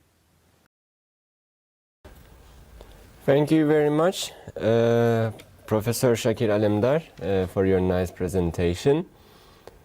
We have some comments on YouTube regarding Associate Professor Dr. Hüseyin Akif Karaca. These are some compliments. And also we have some other comments as well. But Professor Karaca, I think he left. He's not with us at the moment. So perhaps later, after watching the video, he will see his comments as well, and all the other comments together with his comments. So, as our next speaker, now I would like to invite Professor Dr. Alper Baba to make his presentation. Welcome, Professor. Thank you very much. Can you hear me now? Hello. Okay. Hello. We are very pleased to have you here with us, sir, Professor. Okay. Thank you very much for your invitation. Can you see my presentations? Moment, Professor.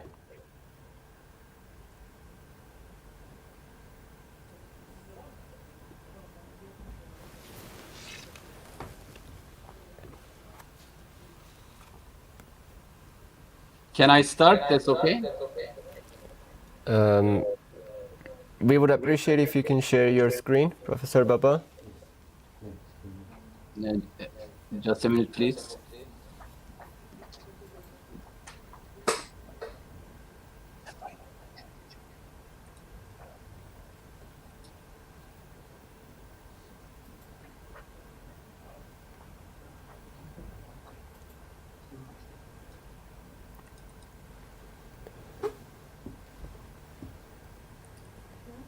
Okay, dear my colleagues, thank you very much for inviting me.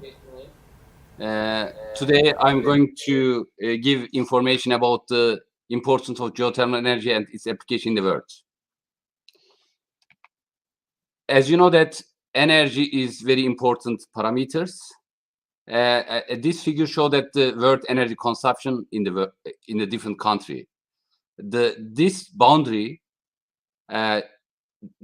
this part is the fossil fuels, and this one is the renewable energy. As you see that many countries choose a different type of the energy, but is a nice. Many European countries now focus about the renewable energy. But in renewable energy, as you see that we have nuclear, we have hydro, we have a geothermal, and then also we have a biofuel. But it's the nice, we can see now geothermal in the system. When we look at the renewable energy, at the time, 135 countries have been used to renewable energy, and then 156 countries have regulated renewable power policy. And then at that time, 3,146 gigawatt global installed renewable power capacity. And then if you look at the cost, generally the onshore wind and power and solar PV are cheaper than fossil fuels. And then at that time, more than 50% of the climate mitigation finance allocated to hydropower, solar, PV, and wind power. As you know that the carbon dioxide is a big problem now, the global carbon dioxide, most of them come from the energy sectors. Energy-related emission account for 3/4 of the global carbon dioxide emission. Now, the modern renewable energy account about the 12.6% of the total final energy consumption. And then at the time, 125 countries have some form of net zero target covering 88% of the global emission. A rebound in economic activity led to 60% increase the carbon dioxide in 2021. If you look at the data from 2009 and 2019, it's a 10 years data, the total final energy demand grow about 90%. At the time, we use like 366 billion US dollar was investigated in the renewable energy just in 2021. When we look at the fossil fuel subsidies reach 5.9 trillion US dollar in 2020.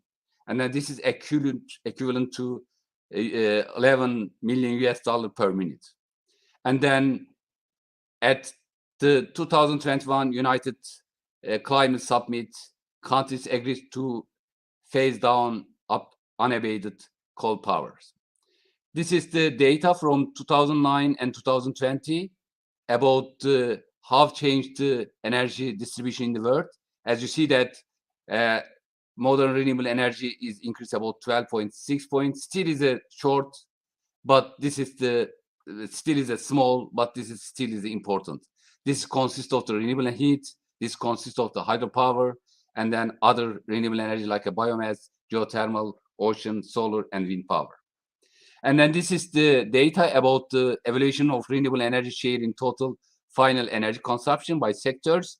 As in last 10 years, from 2009 to 2019, as you see that 6% increase from the power generation, about 4% from buildings, about 4% about the agriculture and industry, and just 1.2 is come from the transportation. If you look at the capacity of the power generation and then heat from the renewable energy, as you know that the hydropower is a big capacity, and then if you are if you are include the hydropower, this total capacity is 3,146. If you are just not include the hydropower, this is the 1,945 megawatt. And then this includes, you see that solar, wind, biopower, geothermal, and then other things. But when you look at the heat, especially geothermal, solar, and modern bioheat is quite large. When we look at the renewable energy in the consumption in the different countries, at that time the Iceland has the largest renewable share in total energy consumption. Still in 3 countries like Norway, Sweden, because Norway is they have hydropower, but they selling their oils. but like a Sweden, they use nuclear, and then also they have heat pumps, geothermal heat pumps. But it is nice to see many countries now working. They use some renewable energy. They reach about to 30% their energy. And then why the renewable energy important? Before enter the geothermal, I just want to show you that some capacity factor of the power plant. This is very critical, very important. Look at in here, you see that nuclear is capacity factor is about 92%, and then second one is a geothermal 71%, and then after then natural gas, coal, hydropower, wind, and solar. When we discuss about the natural gas, this is fossil fuels, import and supply problem, risk for war, and external problems debate.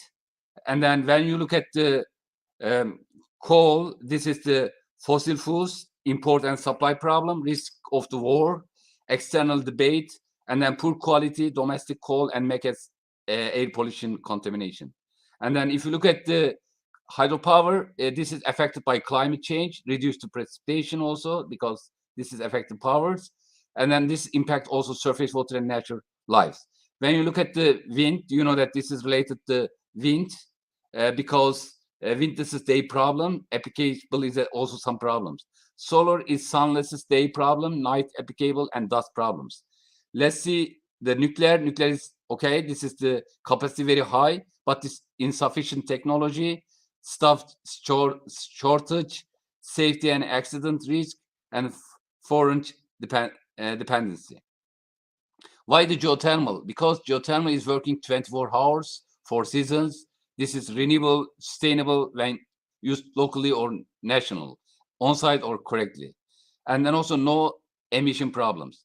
Geothermal resources is the only source that can provide baseload electricity and efficiently replace fossil-based energy source, and it is secure, inestable, dischargeable, and flexible.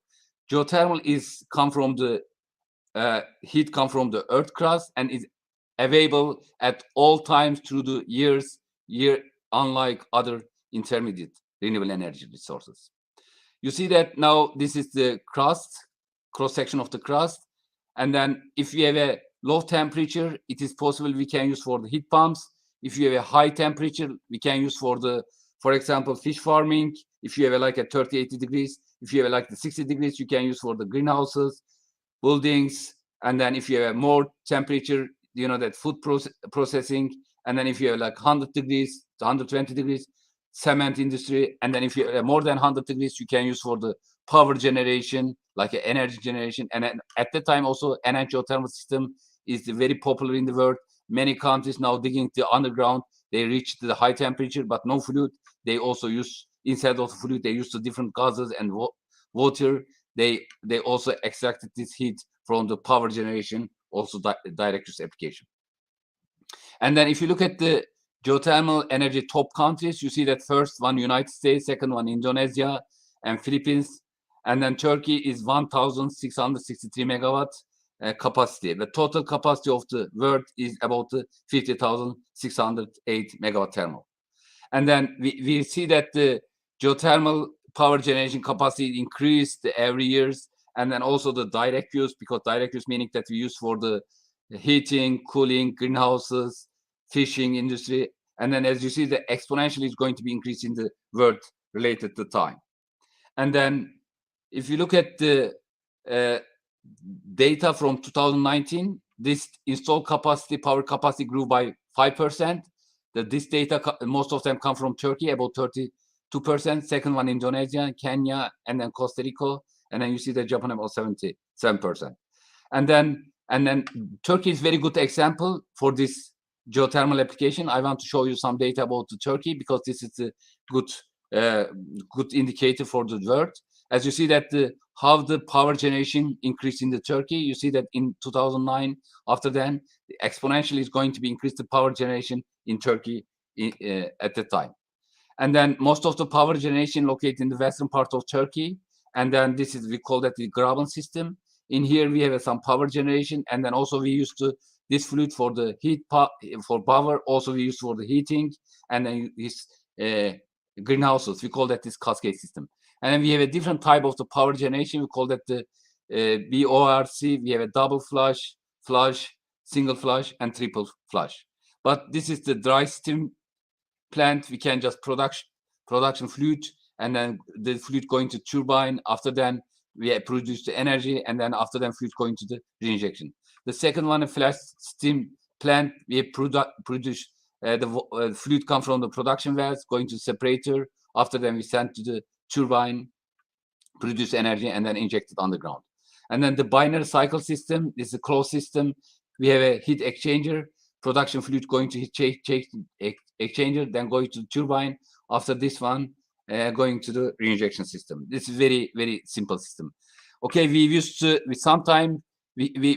cascade application, meaning that we use the energy for this fluid, different sectors. For example, the fluid we used to power generation. After power generation, used for heating and cooling, thermal facility, mineral recovery, greenhouses. After then, reinjection. Sometimes we are not used to power generation, but directly without power generation, we use, for example, we produce the carbon dioxide, dry ice. We can also use for the heat, cooling or heating, thermal facility, fishing, greenhouse, and then after drying, then reinject the system. And then at the time, direct use application, we can see that the district heating system in many European countries, this is the figures about some countries. You see that Iceland they used to more, after then the second one in Turkey, but most of the European countries now focus about heating their city with the geothermal. Look at the French, Germany, Hungary, and then the other countries. This is the red one is the plan under the extension. The blue one is the plan in operation system. Let's see that this geology of the European, as you see that this part is under the Alpine Himalaya tectonic system, and then you see that the geology is very complex in here. I'm not going to focus in geology, but I just want to show you some data about the temperature at 1,000 and 2,000 meter map of the European. As you see that in here, for example, 2,000 meter, the temperature is more than 200 degrees in this part of the Turkey. And then still in some, the center of the European, again, in this region, the temperature is around 100 and 120 degrees. And then you see that Turkey, located the Alpine system. This is the Anatolian plate. This part is Arabian, under the compression of the Arabian. This is the extension zones. And then you see that this part is the Alpine fault thrust belt. This one is the Neogen extension basin. And then this blue one is the Neogen ocean crust. This part controlled by the tectonic. This is the fault zones. Along to this fault zone, we can see that many geothermal fluid. You see that this red one is the one of them geothermal source, wells and springs. And then the black one is the major fault system. As if you look at in the geology in this area, yellow one is the Neogen volcanics. The red one is that the granitic rocks. This is like a heat source of the system. And then if you look at the detail, as you see that in Turkey, we have many wells in here. Most of the well is located in the western part of Turkey. For example, in here we have 1,062 wells. We have a reinjection well, production wells, and then also research wells. And then also we have some abundant wells, the meaning that this is the petrol they use for the petroleum, but still they abundant because these wells they have a temperature. For example, the range of the temperature in this region from 40 to 136 degrees. This is the map of the Turkey. You see that the temperature is quite high in here. This high temperature was measured in this part of the Turkey now, reached 295 degrees. But also we have a high temperature in the western part of Turkey. For example, in this region, the temperature is more than 200 degrees in this area. I believe that in the futures, we will reach the more high temperature in the Anatolia. And then again, this is the power generation we use for power generation. This is some power generation. And then we use this is for cascade system. And then at the time in Turkey, we have 63 different cities have a geothermal resources. There are approximately, we have 415 geothermal field. And then this about in here, we have about the about the 30 degrees temperature in this area. We have more than 2,000 geothermal resources in Turkey. And then we can see in this one in the all part of the region. As you know that the other one is a direct use application in the world. At the time, especially ground source heating is very popular. This is consists about 58%. The second one is the bathing and swimming. Third one is the space heating. Fourth one is the greenhouse and open ground heating. And then also we have some industry process. And then also we have some aquaculture pond. But if you look at with heat pumps, Turkey is located in the 4, but without heat pump, Turkey is the second after the China. And then as you remember that from 10 degrees to 371 degrees, we can use for the different application. For example, low temperature, we can use for the geothermal heat pumps. For example, around this region, we are used to heating and coolings. And then also we have, for example, 60 degrees, very important for the greenhouse sectors and then cooling application. Look at this is the map of Turkey. Every part of the map of Turkey, we can some ruins. This is related with the geothermal system. And then, for example, Pamukkale is very famous in Turkey. This is the source of the geothermal. And then, for example, this is Aliuala, is the Roman hospital in the Pergamon. They used to geothermal in the area. And then, if you look at the capacity, direct use capacity, Turkey at the time, about 5,100 1,113 megawatt thermal. And then we have, at that time, according to our data, we have 60 gigawatt thermal capacity, theoretical geothermal potential, but just we use the 8.5% of this one. We use for the direct district heating, greenhouses, thermal facility, thermal fluid cooling, geothermal heat pumps, and food drying. Let's see some sample. This is some cities heated by geothermal. For example, in Izmir, where I live, about 40,000 houses heated by geothermal at the time. The price of the geothermal is very low when we compare the fossil fuels. And then this is our city. This is controlled by tectonic. This part, this is the important reservoir in here. This is some well in city. This is production well. Temperature range from 56 to 140 degrees in this region.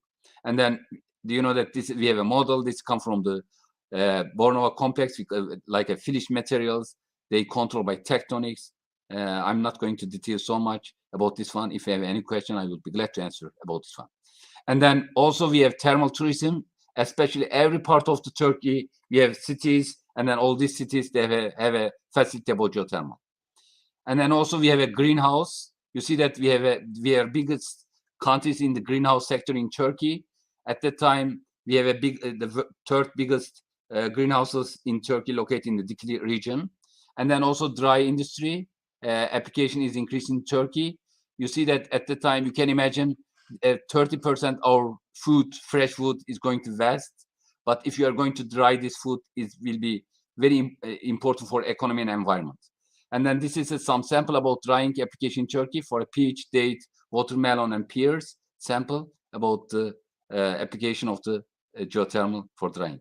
And then this is some scenarios for the that sectors analyzes about Turkey. As we see that in the 30 years, in 2050, we will be used about 40,000-60,000 megawatt thermal. The meaning that this is really affected the economy of the Turkey.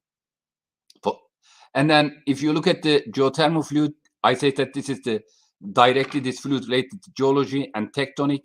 You see that the western part of Anatolia is have different geological properties. And then if you look at the geochemistry of the fluid, this is some numbers. This is the mention about each geothermal field. For example, this is number 1 is this is measured ion cation, sodium chloride. Number 2 is chloride. As you see that generally each geothermal field have a different properties. For example, this 37, you see that in here, this is the sodium chloride type. And then in here, calcium bicarbonate type.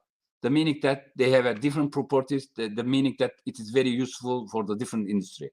Okay, you see that near each other's 2-3 fields, but this is sodium chloride, this is sodium sulfide, but the chemistry is different. As you see that electric conductivity is very different from each other. It's very near each other, but the chemistry is very different. And then you see that the sources are different. You see, according to isotope, you see that 3 geothermal fields. One of them is directly connate water. The other one is the mixed water intrusion at sea. And then you see that this is meteoric origin. And then you see that in the same aquifers, you see that chemistry of the fluid is different. For example, in sodium chloride in here, and it's calcium sulfide. As you see, temperature is 250 degrees to 150 degrees, because this is open, this is the recharge. Like this is unconfined system, this is confined system. And then the geothermal fluid include different minerals. You see that in here they have minerals we can use for tracer and then geo indicator of this one. And then also they have include some gases. I'm not going to detail, but for example, carbon dioxide at the time, it is possible you can capture carbon dioxide, capture in the airs directly from airs, and then using geothermal energy, and then inject it underground. And then this carbon dioxide reacts with the underground rock formation and is mineralized, being to the carbon dioxide permanently and safely. And then this is some study in the Iceland about this one. This is called the Carfix project. Still, they capture the carbon dioxide in the airs and then inject underground. In Turkey, we are collected in geothermal field. They collected carbon dioxide in the system, and they use for the production, for example, liquid production carbon dioxide. And then it is possible you can use this carbon dioxide for fire. Fire is a big problem, but carbon dioxide is very good. If you use the carbon dioxide, it stores carbon in this region.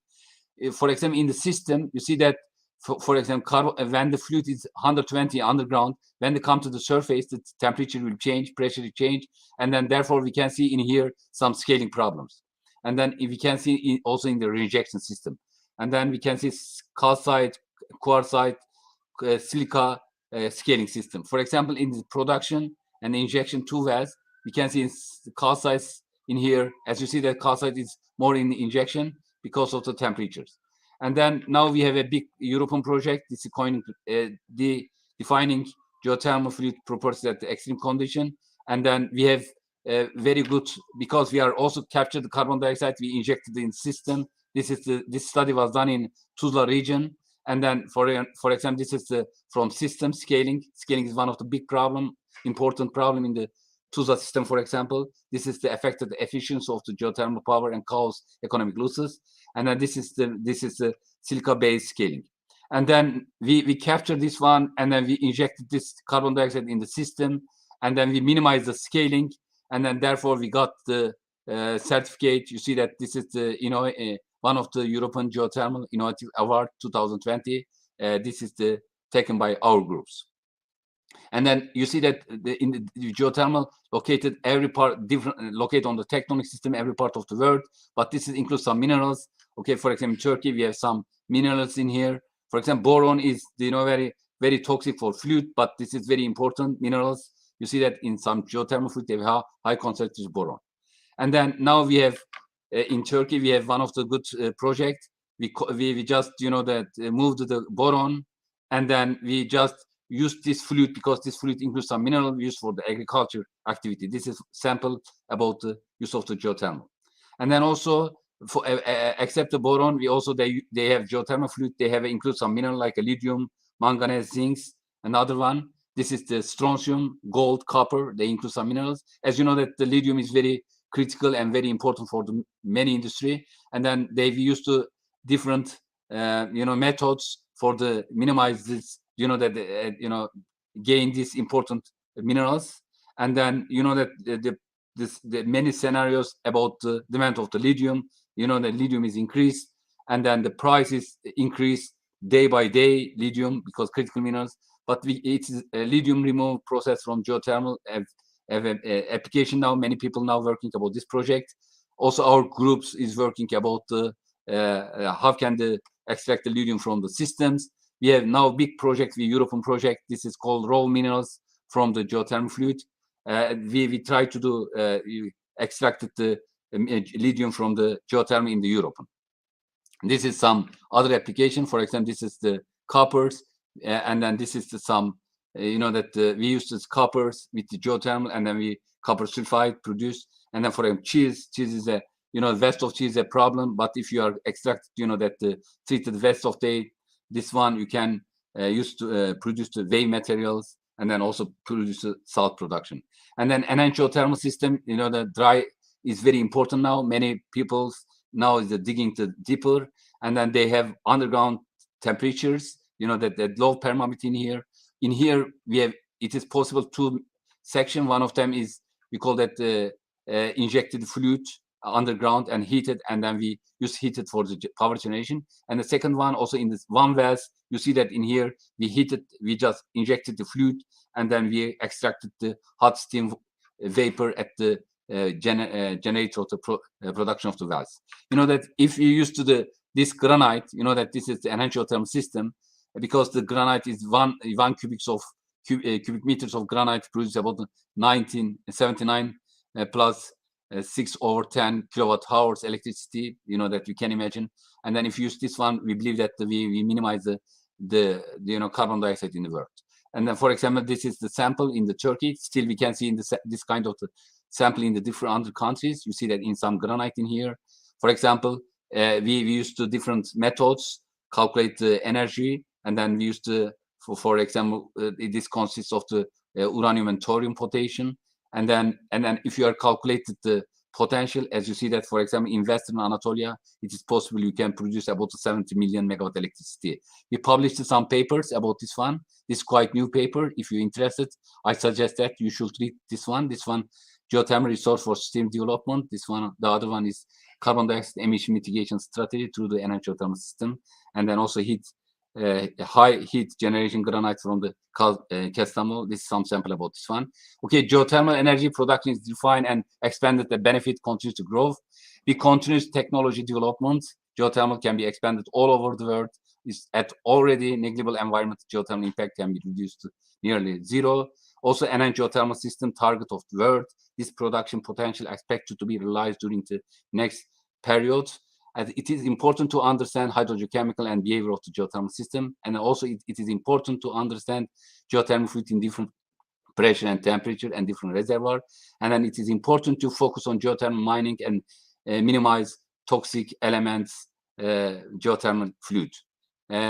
Thank you very much for your attention. I would like to thank you also the organizing committee for this important Congress. Thank you very much, Professor Dr. Alper Baba, for your contributions. And thank you very much for being with us. We know that you're in a rush, so we don't want to keep you for a long time. So I will be announcing the end of this session, and I hope to see you in the upcoming session shortly. Thank you everyone for coming.